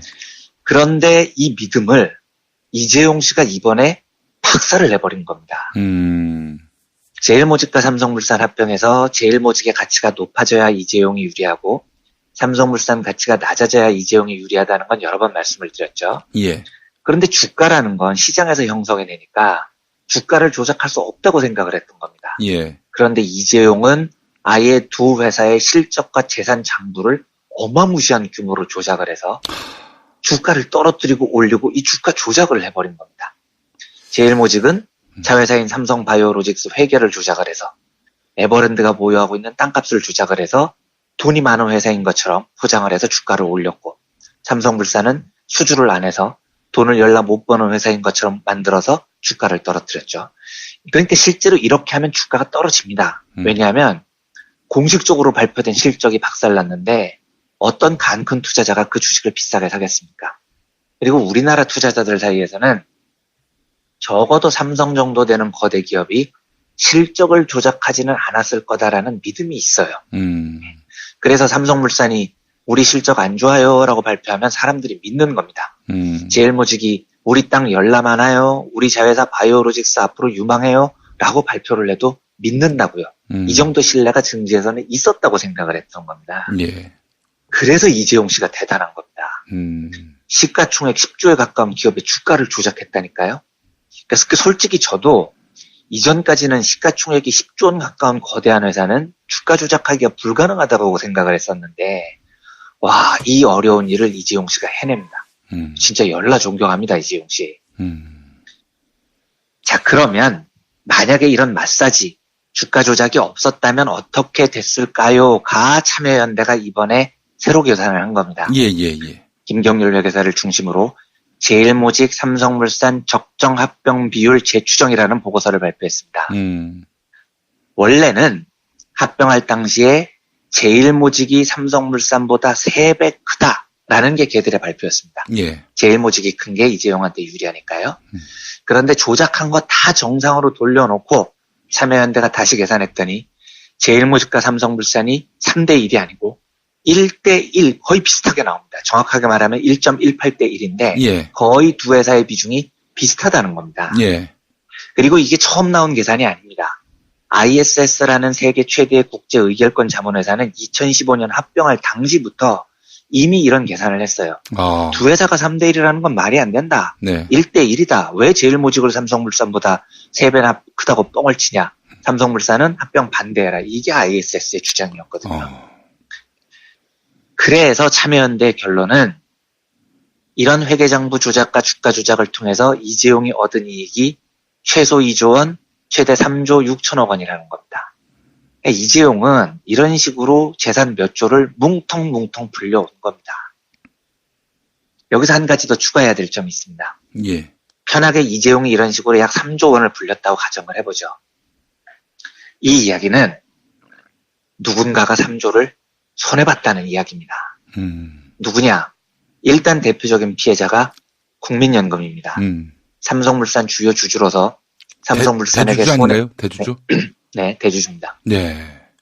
삼성물산의 대주주로서 네. 삼성물산에게 손해가 되는 합병을 찬성하는 바람에 참여연대 계산으로는 국민연금이 입은 손해가 3천억에서 6천억 사이로 추정됩니다. 국민 노후자금 아닙니까? 그렇죠. 네. 말도 안 되는 짓이 지금 벌어진 거죠. 만약에 그 국민연금이 투자 잘못해가지고, 네. 뭐 100억이라도 손해봐봐요. 이게 국민들이 가만 안 조중동 난리 나잖아요. 예. 난리 나죠. 네. 예. 그런데 지금 이재용 때문에 3천억, 6천억이 한꺼번에 날아간 겁니다. 네. 요걸 간단히 한 5천억이라고 해보죠. 그럼 아직도 손해액이 부족합니다. 이재용이 번 돈은 3조. 국민연금 손해액이 5천억으로 보면 2조 5천억이 모자르죠. 예. 그럼 이 2조 5천억은 누가 손해를 본 겁니까? 옛날 삼성물산 주주들이 손해를 본 겁니다. 주주들 수만 명이 2조 5천억을 골고루 나눠서 손해를 봤습니다. 그래서 참여연대가 이 자료를 발표하면서 삼성물산 경영진과 이재용 부회장의 배임 혐의에 대한 민형사상 책임 추궁과 범죄 수익 몰수가 필요하다 이런 주장을 합니다. 이 대목이 매우 중요합니다. 왜냐하면 우리의 관심사는 지금 이재용을 다시 구속하느냐에 모아져 있는데 이재용을 다시 구속하는 게 과연 충분하냐라는 건 정말 진지하게 생각해 봐야 될 문제입니다. 구속돼도 길어야 5년이에요. 그런데 여러분, 누군가가요, 지금 청취자 여러분들께 와서 너 5년만 구속되라. 내가 한 3조 줄게. 이렇게 제안을 한다고 생각해 보십시오. 하시겠습니까? 안 하시겠습니까? 100이면 100 다 한다고 그럴걸요? 5년 감옥 있으면 3조 원이 생기는데 안 하겠습니까? 그러니까 제가 무슨 말씀을 드리고 싶냐면 이재용을 다시 구속하는 건 최소한의 조치이지 적절한 조치는 아니라는 겁니다. 참여연대 주장대로 범죄 수익 몰수가 필요합니다. 아, 그래요? 그러니까 사기를 쳤으면 구속만 시키는 게 끝이 아니고 사기에까지 돌려받아야 된다는 겁니다. 아니, 법이 그렇게 하라고 하지 않습니까? 그런 법이 있을 것 같은데.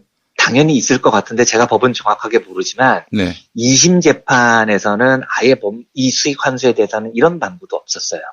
그러니까 상고심에서 어떤 결정이 날지 지켜봐야 되겠지만 제가 할 수 있는 원칙적인 주장은 구속뿐만 아니고 지금은 뇌물을 다투고 있는 건데 결국은 이 뇌물로 파생된 근본적인 원인이 합병에 대한 사기였다면 거기에 대해서 얻은 부당이익은 환수해야 된다는 판결이 필요하다는 겁니다. 앞으로 이제 상고심이 열릴 때까지 가끔 이런 식으로 이재용 이야기를 드리겠습니다만 이번만큼은 재구속 그리고 그걸 넘어서는 범죄 수익 몰수 물론 이거는 다시 파기환송이 된다면 2심에서 새로 결정이 돼야 될 부분이겠지만요. 적절한 조치가 꼭 이루어지기를 정말로 간절히 바랍니다. 이번 상고심이 수십 년 동안 망가졌던 경제정의를 바로 세우는 계기가 되기를 정말로 절실하게 바라면서 오늘 브리핑을 정리하겠습니다. 이게 진짜 너무 열불나는 게 이재용에 대해서 뭐 언론은 뭐 그렇다 치고 국민들도 이중잣대를 가지면 안 될 것 같아요. 그렇습니다. 이재용이 뭐라고요? 뭔데 이중잣대를 들이댑니까? 그 이재용이 한 거면은 국민연금 손해봐도 뭐 그럴 수 있지 이렇게 생각하는 인간들 정말 이건 국민연금에 대해서 얘기할 자격이 없는 사람들이에요. 그러면은 그렇습니다. 뭐 정말 예전에 국민연금 뭐 괜히 붙는 것 같다. 우리 용돈으로 해도 될 돈을 왜 의무적으로 걷느냐 이러면서 촛불 집회를 열려고 하는 사람들도 있었어요. 정말요? 그럼요. 그 예전에 있었어요. 그래서 그런데 요즘은 너무 어처구니가 없습니다. 정말. 국민연금에 대한 불만은 이재용으로부터 시작을 해야죠. 그 이재용에게 진짜 분노를 표출하지 않고 국민연금에 대해서 불신을 표시하는 사람들 앞뒤가 안 맞죠. 이런 진짜 그는 사기꾼들이에요 한마디로. 알겠습니다. 또 이렇게 주의를 환기시켜 주셔서 너무 감사하고, 정말, 분노가 침입니다. 국민의 노후자금 갖고, 말 선물 받았다고, 그거를 그렇게, 박근혜한테도 지금 분노가 치밀어야 되는데 말이죠. 그렇습니다. 알겠습니다. 자, 이현배 기자님 오늘 말씀 잘 들었습니다. 네, 감사합니다. 이제 목요일 방송분 함께 하시겠습니다.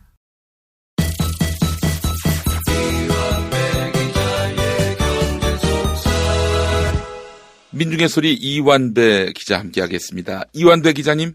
네, 안녕하십니까. 네, 오늘 어떤 이야기 준비하셨습니까? 네, 오늘은 우선 사과의 말씀부터 드리고 시작을 하겠습니다. 제가 어젯밤 오늘까지 개인적으로 좀 바쁜 일이 있어서 뉴스를 보지를 못했어요. 매일 하는 브리핑인데 최소한 당일 뉴스는 체크를 하고 말씀드리는 것이 예의나 사정이 생겨서 그렇지 못했음을 용서를 구합니다. 보통 이런 날을 대비해서 몇 개 저장해 놓은 이야기들이 있는데 오늘은 그 중에 하나를 꺼내보겠습니다. 오늘의 주제는 국회의원 정수 문제를 경제학적으로 어떻게 바라볼 것인가에 관한 이야기입니다.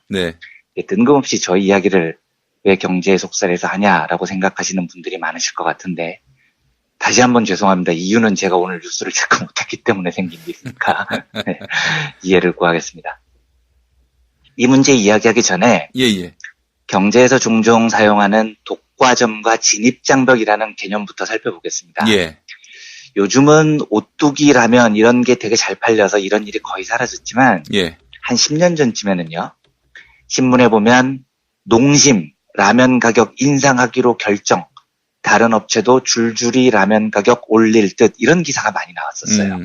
뭔 소리냐면 다른 회사들이 라면 가격을 올리고 싶었는데 농심이 안 올려서 못 올리고 있었다는 겁니다. 눈치만 보다가 드디어 농심이 올려주니까 다른 회사들도 따라 올릴 수 있게 됐다는 거죠. 예. 그런데 좀 이상하죠. 다른 회사들이 왜 농심의 눈치를 봐야 하냐는 겁니다. 자유시장 경제에서 가격을 올리건 말건 그건 자기 판단에 따라야 하는 거잖아요. 이건 주류경제학 관점에서도 심각한 문제입니다. 왜냐하면 시장 경제를 칭송하는 주류경제학에서는 가격은 오로지 수요와 공급에 의해서 결정돼야 한다고 주장합니다. 다른 그 어떤 것도 시장에 간섭을 해서는 안 된다는 뜻입니다. 근데 아까 뉴스에 보면 삼양이나 오뚜기는 수요와 공급에 의해서 가격을 결정하는 게 아니고 농심 눈치를 보고 있는 거죠. 뭔가 시장 경제의 뿌리를 훼손하는 심각한 일이 라면 시장에서 벌어지고 있는 겁니다. 범인은 누구냐? 뭔진 잘 모르겠지만 농심의 눈치를 다른 기업들이 보고 있으니까 농심이 나쁜 놈이다. 이것도 정답이 아닙니다. 요 시장에서만 보면 농심은 잘못한 게 없습니다. 신라면하고 너구리 열심히 만들어서 판 게 잘못은 아닌 거니까요. 진짜 범인은 누구냐? 농심이 아니고 농심이 누리고 있는 시장의 위치, 즉 독점이라는 녀석이 범인인 겁니다.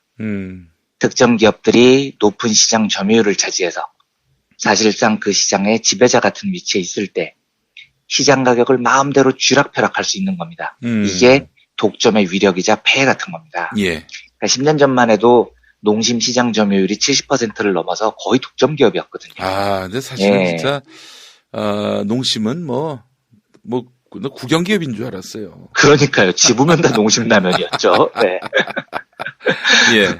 심지어 사발면 컵라면 시장에서도 농심이 압도적이었었고요. 그러니까 농심이 이렇게 시장을 완전히 장악하고 있는데 다른 짜다리 기업들이 라면 가격 올리면 망하는 겁니다. 안 그래도 안 팔리는데 그걸 누가 먹겠습니까?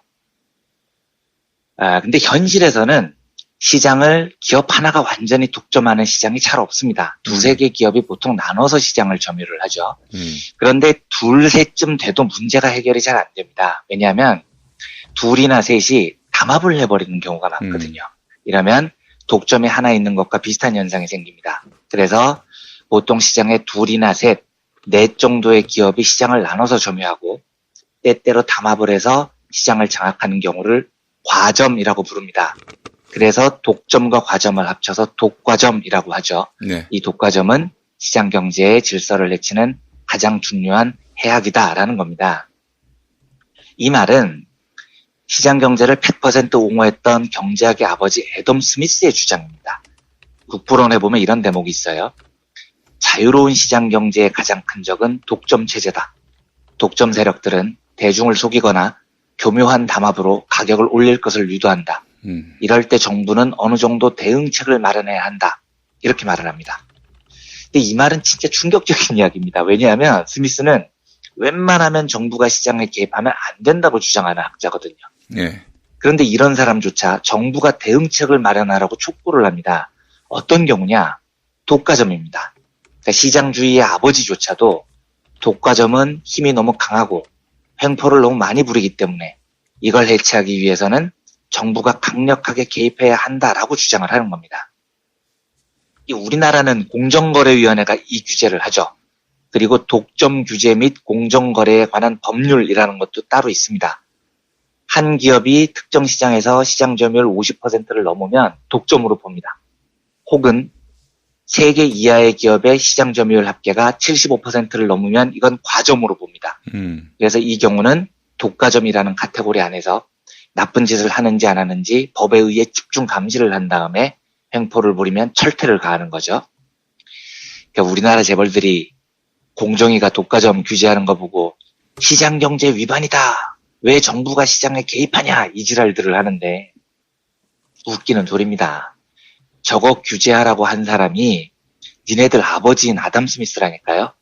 싸움을 걸어도 족보를 알고 덤벼야 덱보를 할 거 아닙니까. 얘네들 가끔 보면 지들 조상이 누군지도 모르고 덤빌 때가 있어요.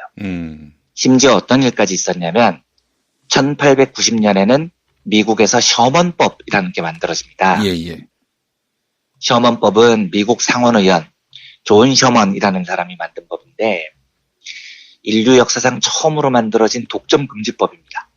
근데 다시 한번 말씀드리지만 이 법이 만들어진 때가 1890년이었고요. 이때는 아담 스미스의 경제학이 전 세계를 휩쓸 때였습니다. 그러니까 자유주의자들의 조상이 독점 금지법을 만든 겁니다. 이 법 내용도 충격적입니다. 뭐 독점 기업에 벌금을 매기거나 과징금을 때리거나 이런 게 아닙니다. 그냥 독점 기업을 해체하는 겁니다. 예를 들어서 당시 미국 석유 시장에서는 석유 왕이라고 불렸던 록펠러라는 사람이 이끌던 스탠더드 오일이라는 회사가 석유 시장의 95%를 장악했거든요. 셔먼법이 만들어진 다음에 이 스탠더드 오일이 무려 30개 회사로 강제로 쪼개졌습니다. 정부가 총 들고 가서 쪼개 잃어버린 겁니다. 당시 담배 시장을 95% 이상 휩쓸고 있던 회사가 아메리칸 토바고라는 회사였는데 이것도 연방정부가 가서 쪼개라고 명령해서 16개로 쪼개졌습니다. 예. 제가 지금 드리는 이야기 사회주의 빨갱이 나라에서 일어난 일이 아닙니다. 미국의 일입니다. 자본주의의 천국. 네. 심지어 예. 어떤 진보학자는 천민 자본주의의 천국이라 불리는 그렇죠. 그 천조국 미국에서. 네. 예. 그렇습니다. 그 천조국에 자유주의가 제일 만개했을 때 벌어졌던 일이었었다고요. 그리고 이 법은 지금까지도 미국 사회에서 경제법의 대헌장이라고 불릴 정도로 불문율로 취급을 받고 있습니다. 당시 그 셔먼이 이 법을 만들면서 남긴 말이 아직도 유명합니다. 미국은 정치적으로 절대 권력을 가진 왕을 원하지 않는다. 마찬가지로 경제적으로도 독점을 원하지 않는다라는 말입니다.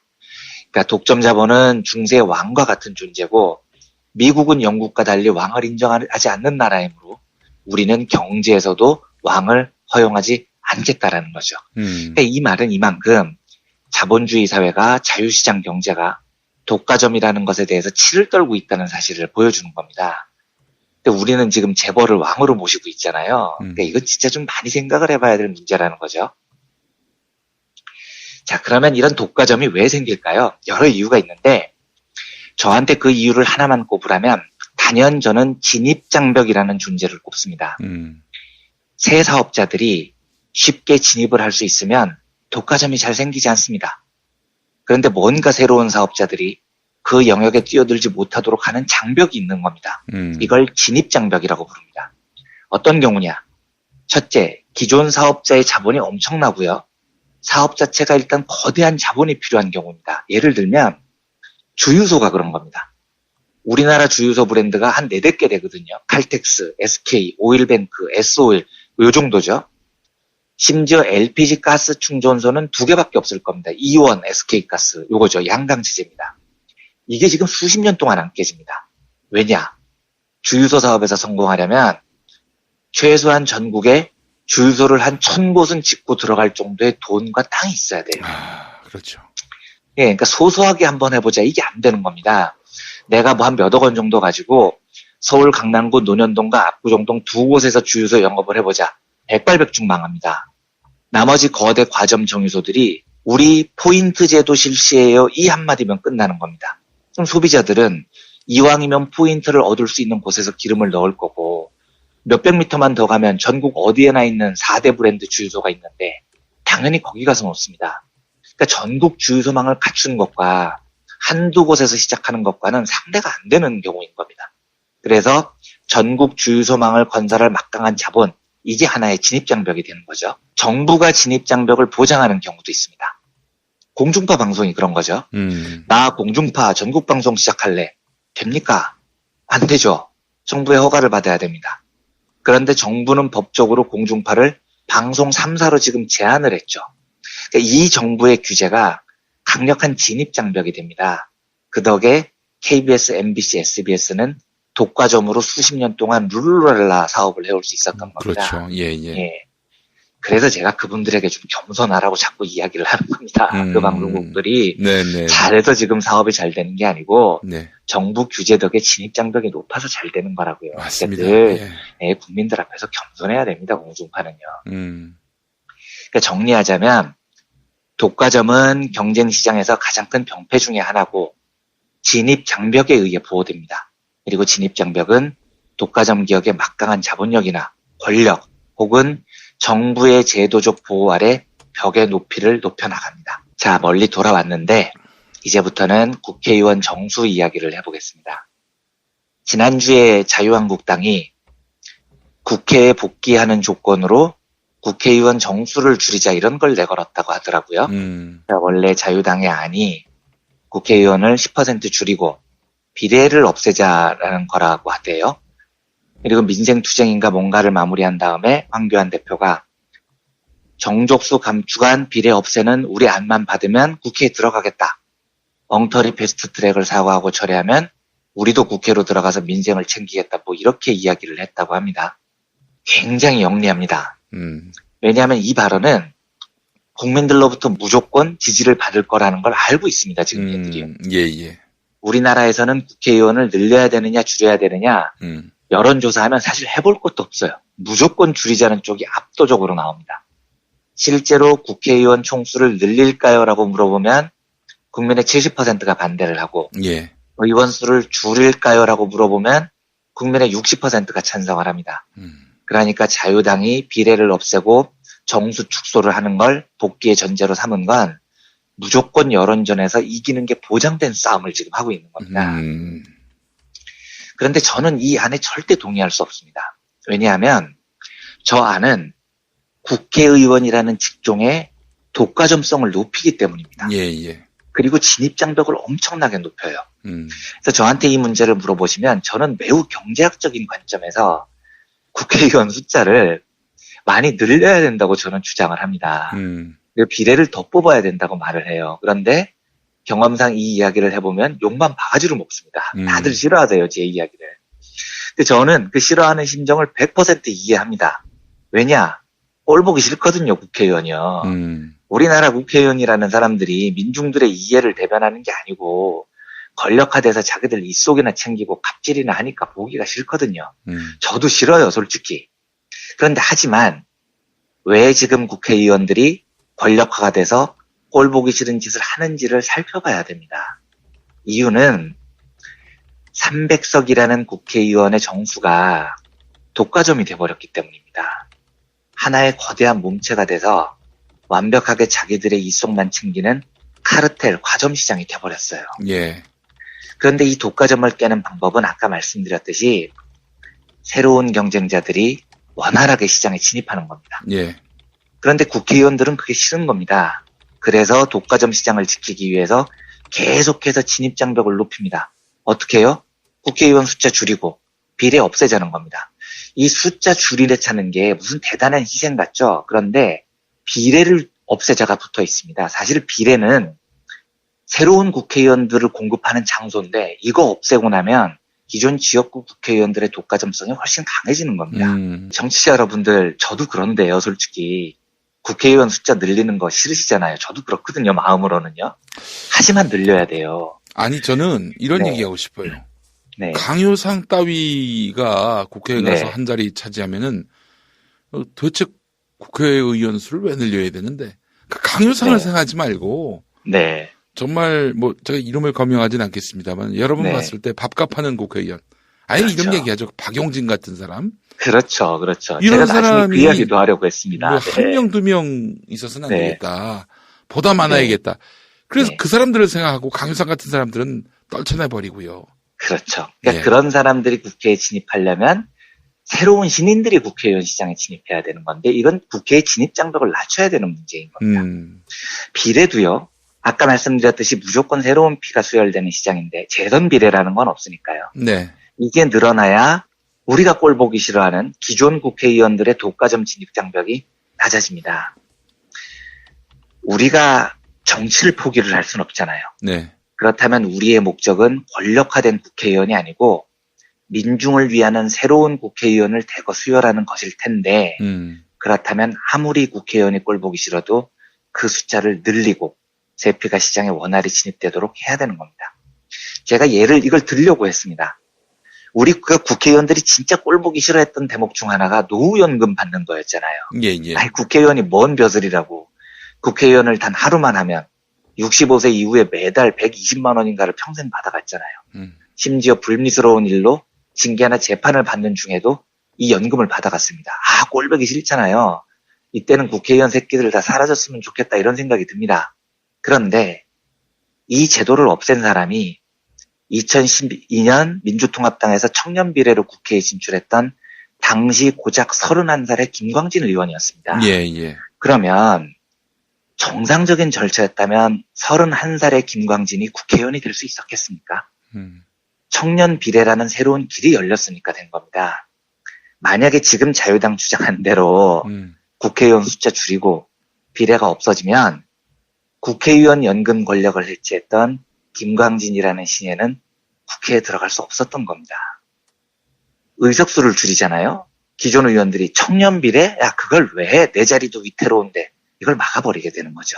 제가 여러 번 말씀드렸습니다만 저도 이속 챙기는 국회의원들을 확 없애버렸으면 좋겠다는 생각이 들 때가 되게 많아요.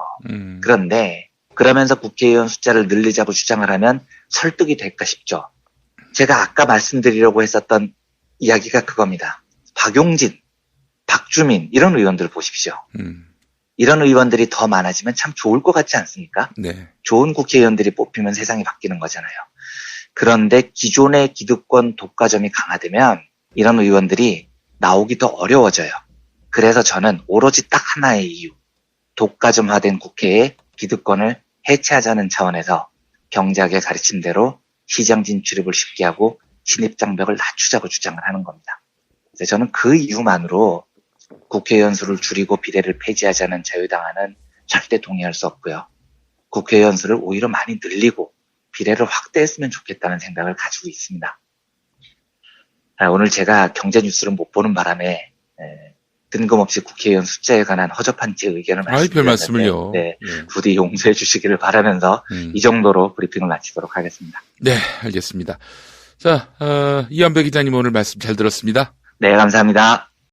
이제 금요일 방송분 함께 하시겠습니다.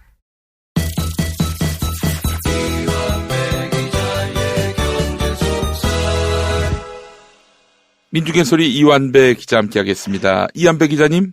네, 안녕하십니까. 네, 오늘 어떤 이야기 해볼까요? 예, 오늘은 헝가리에서 참사가 있었습니다만 저희는 경제의 속살에 맞춰서 경제 이야기를 나눠보겠습니다. 네.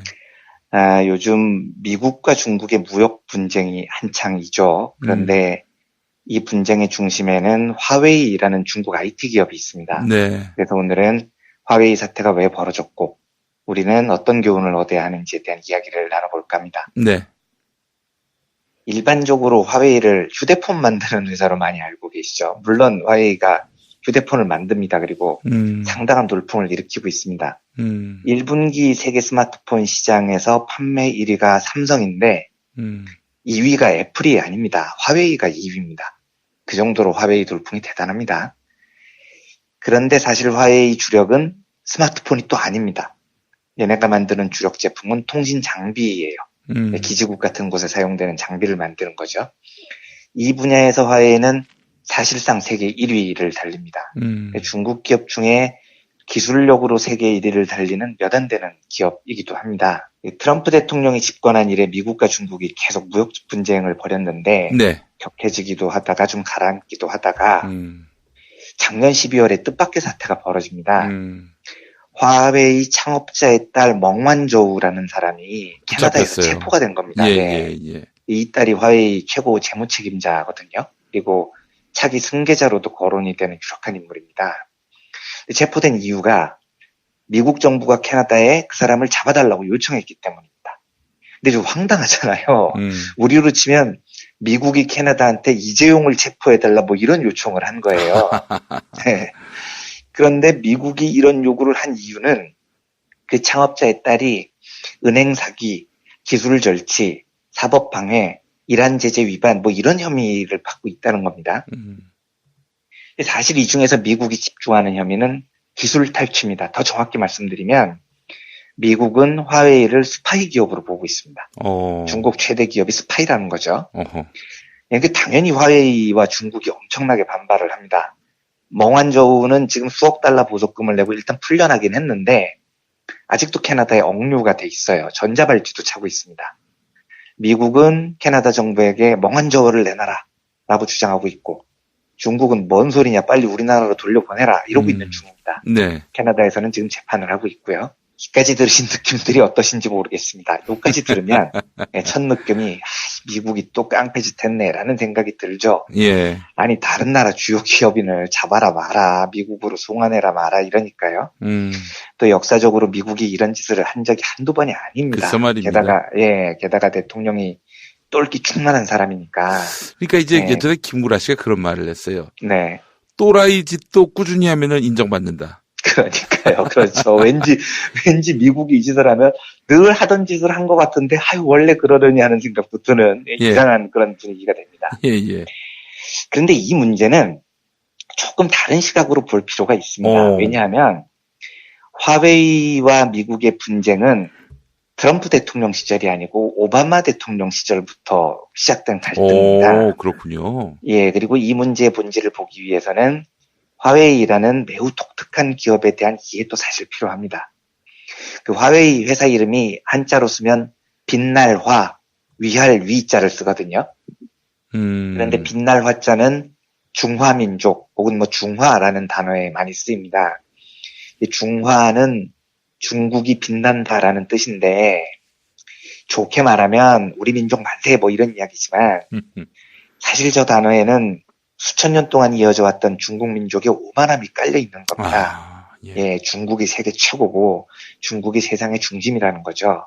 그러니까 중국은 전통적으로 자기 민족이 아닌 나라를 다 오랑캐 취급을 하는 거지 같은 전통이 있잖아요. 실로 오만하기 짝이 없는 사상인데, 그래서 중화에 사용되는 빛날 화자는 쉽게 말하면 중국인들의 자법을 상징한다고 보시면 됩니다. 그런데 화웨이 기업 이름에 빛날 화, 위할 위를 사명으로 쓴다고 말씀드렸죠. 요건 해석을 해보면 빛나는 중국을 위하여라는 뜻입니다. 벌써 회사 이름에서 중국 민족주의가 확 드러나죠. 예. 근데 이까지는 그럴 수 있는데, 네. 이 회사의 창업자가 런정페이라는 사람입니다. 네. 아까 그 캐나다에서 붙잡힌 딸의 아빠죠. 네. 그런데 런정페이가 중국 인민해방군 통신장교 출신입니다. 네. 그리고 화웨이는 중국 군부와 매우 강력한 유착 관계를 통해서 성장을 한 기업입니다. 네. 초창기 화웨이 성장하는 모습을 보면 중국 인민군 통신 장비를 거의 독점하다시피 납품을 합니다. 미국이 시비를 거는 대목이 이겁니다. 화웨이가 하필이면 통신 장비를 팔잖아요. 네. 그런데 화웨이가 중국 군부하고 밀접합니다. 심지어 일각에서는 사실상 화웨이의 지배자가 중국 군부다라고 보는 시각도 있습니다. 군부가? 예. 네. 만약에 이 의심이 합리적이라면 화웨이 통신 장비가 미국 전역에 깔렸다고 생각을 해보십시오. 미국은 아찔한 거죠. 그러네. 예, 물론, 실제로는 미국이 화웨이 통신 장비를 이런 우려 때문에 전혀 수입하지 않아요. 그런데 깔렸다면 미국의 주요 통신 정보가 화웨이 통신 장비를 통해서 중국 군부로 털릴 수 있다는 걱정을 미국이 하고 있는 겁니다. 근데 물론 이까지만 해도 미국 의심이 합리적이라고 볼 근거는 충분하지 않습니다. 아직까지는 의심 수준이죠. 그런데 화웨이 자체에도 의심스러운 구석이 굉장히 많이 있습니다. 작년 화웨이 매출이 114조 원 정도 되는데요. 알려진 겁니다. 근데 이게 어느 정도 규모냐면 삼성전자 매출이 250조 정도 되고 현대차 매출이 100조가 조금 안 됩니다. 그러니까 화웨이가 현대차보다 크고요. 삼성전자의 절반에 육박하는 매출을 올립니다. 엄청나게 큰 기업이라는 뜻이죠. 예. 그런데 놀랍게도 이 회사 주식이 전 세계 어느 증시에도 상장이 안 돼 있습니다. 상장이 안 돼 있다. 그러니까 연매출 100조가 넘는 기업 중에 주식이 증시에 상장이 안 된 기업은 제가 알기로 세계에서 여기가 유일해요. 이게 어떤 문제를 낳느냐면 주식을 증시에 상장하면 기업의 모든 정보를 투자자와 주주에게 공개해야 됩니다. 주주가 회사의 주인이니까 정보를 공유한다는 차원이죠. 그리고 이 정보는 회계법인으로부터 검증을 받게 됩니다. 그런데 화웨이는 주식이 증시에 상장이 안 돼 있어서 이 회사 정보가 어디에도 공개가 안 돼 있습니다. 제가 아까 화웨이 작년 매출이 114조 원쯤으로 알려졌다고 말씀을 드렸는데 왜 알려졌다고 표현을 하냐면 이 숫자를 화웨이가 발표한 겁니다. 그런데 이 숫자가 진실인지 아닌지 아무도 몰라요. 검증할 방법이 없습니다. 또 한 가지, 이 회사의 창업주가 런정페이라는 사람인데 창업자인데도 런정페이 지분이 1.4%밖에 안 됩니다. 너무 적죠. 근데 이게 왜 이상하냐면 보통 창업자가 대주주인데 지분이 줄어드는 건 다른 주주들로부터 투자를 받았을 때 생기는 일입니다. 예를 들어서 내가 1억 원 내고 사업을 시작했다면 초창기에 내 지분은 100%죠. 그런데 사업을 하다 보니까 돈이 더 필요해요. 그래서 누군가로부터 투자를 받았습니다. 그러면 투자금에 해당하는 지분을 새 투자자한테 넘겨줍니다. 이렇게 투자를 받아야 창업자 지분이 점점 낮아지는 거거든요. 그런데 화웨이는 외부로부터 투자를 받았다는 흔적이 하나도 없습니다. 런정페이 지분이 1.4%면 다른 주주들이 있어야 될 거 아닙니까? 예. 없습니다. 나머지 98.6%는 화웨이 노동자들 소유로 돼 있어요. 그러니까 화웨이 발표에 따르면 주식을 노동자들에게 다 나눠줬다는 거거든요. 얼핏 보면 매우 멋지죠. 그런데 이 말을 고지고대로 믿는다 해도 화웨이는 지금까지 단 1원도 외부로부터 투자를 받지 않고 매출 100조짜리 기업으로 컸다는 이야기가 됩니다. 제 상식으로는 도저히 믿을 수가 없는 대목이거든요. 그리고 런정페이가 자기 주식 중에 무려 98.6%를 회사를 위해 애쓴 노동자에게 나눠줬다는 건데 이게 진짜 멋있으려면 노동자들이 받은 주식을 팔 수 있어야 됩니다. 그런데 지금까지 단 한 주도 화웨이 주식이 외부로 팔려나간 적이 없습니다. 노동자들이 퇴사할 때는 받은 주식을 다 회사에 반납하고 나갑니다. 그러니까 98.6%라는 어마어마한 주식이 아직도 노동자들 손에 꼭 쥐어진 겁니다. 이것도 제 상식으로는 도저히 이해가 안 되는 겁니다. 또 한 가지요. 이 회사의 최대 주주가 노동자들이라면 의사결정도 노동자들이 해야 됩니다. 실제로 이 회사의 최고 의사결정 기구는 이사회고요. 화웨이는 이사회 멤버 이사를 노동자들이 뽑는다고 주장을 합니다. 그런데 화웨이 이사회의 결정은 100% 비밀에 붙여집니다. 그러니까 노동자들의 회사라면 이사회 결정이 이렇게 비밀스러울 이유가 없잖아요. 네. 그래서 더 이상한 겁니다. 화웨이의 주인이 과연 노동자들이냐? 아니면 창업자 런정페이냐? 아니면 중국 군부나 정부냐? 이런 의심이 드는 거죠. 미국은 이 의심을 거두지 못하겠다는 입장이고 더구나 화웨이가 통신 장비를 팔기 때문에 스파이 혐의를 거두지 못하는 겁니다. 제 생각을 물으신다면 저도 화웨이가 상당히 의심스러워요. 너무 불투명한 회사입니다. 이 회사가요. 미국의 의심이 사실이 아니라면 화웨이는 소유구조와 의사결정 구조를 공개하면 되거든요. 그런데 이걸 끝까지 안 하고 있는 겁니다.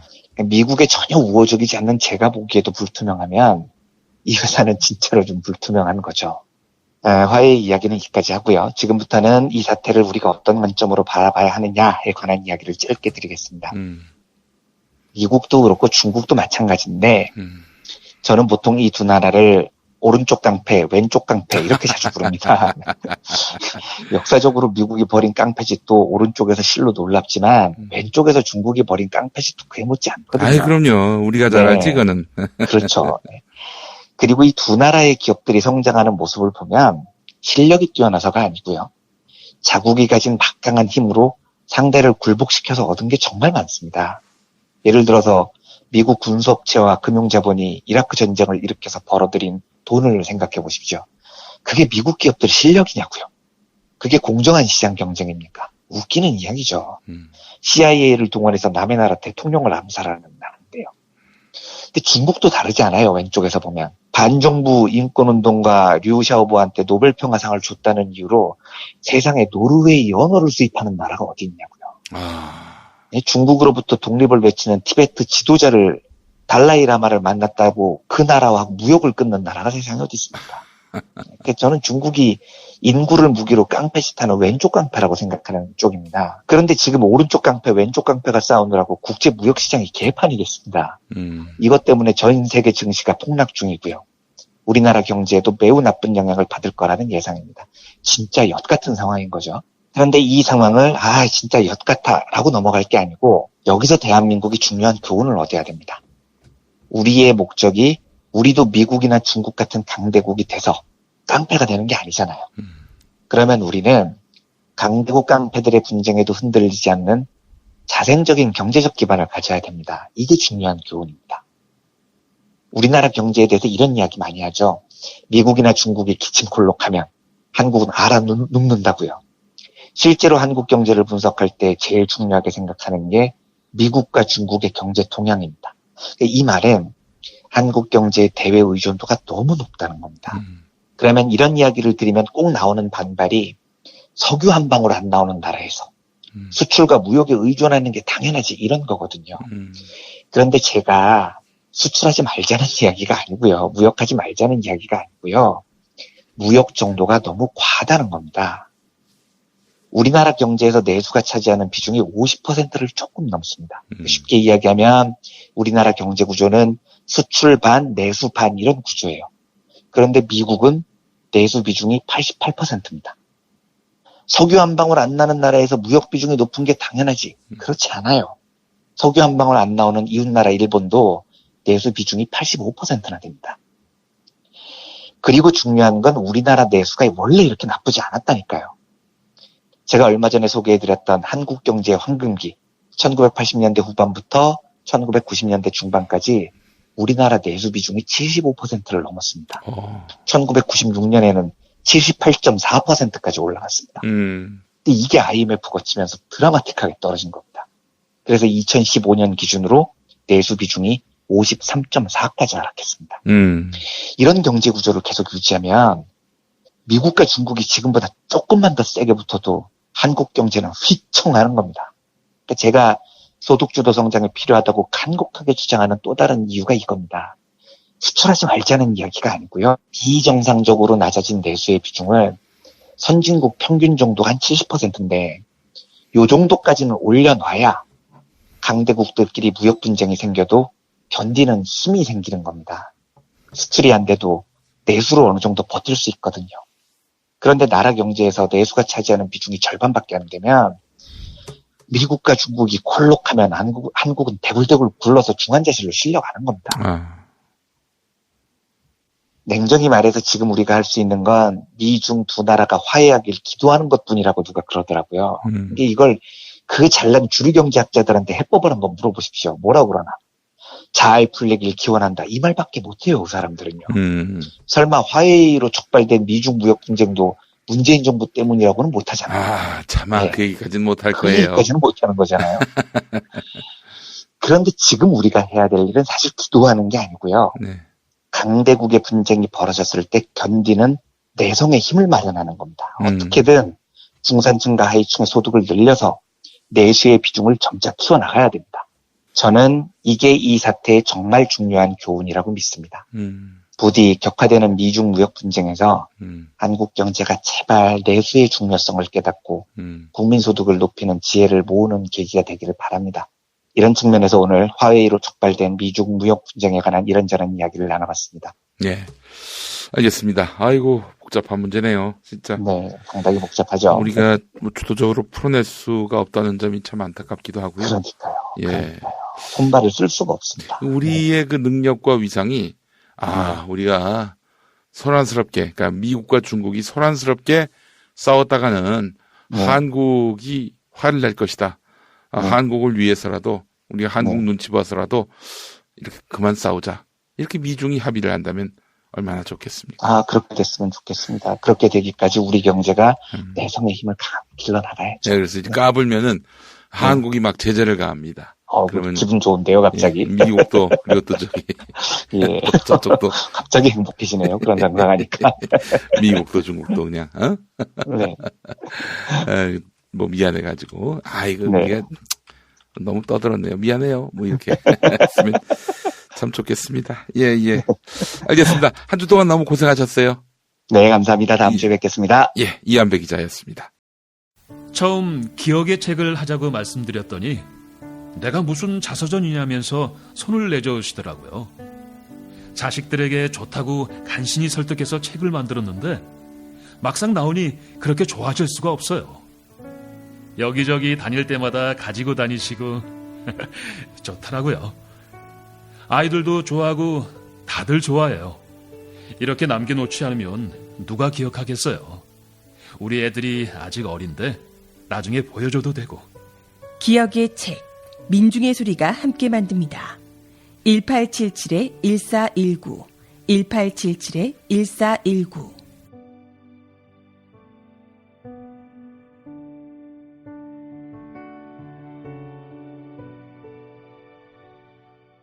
지금까지 김용민 브리핑 이완배 기자의 경제의 속살 주간방송 종합편과 함께 하셨습니다. 이완배 기자의 경제의 속살은 매일 아침 업데이트되는 김용민 브리핑을 통해 가장 먼저 들으실 수 있습니다. 이상으로 종합편을 모두 마칩니다. 애청해 주신 여러분 감사합니다. 김용민 브리핑과 함께한 시간 어떠셨어요? 구독하기, 별점 주기, 댓글 달기, 후원하기로 응원해주세요. 이 방송을 유튜브 김용민 TV를 통해서도 만날 수 있는 거 알고 계시죠? 그럼 다음 시간에 다시 만나요.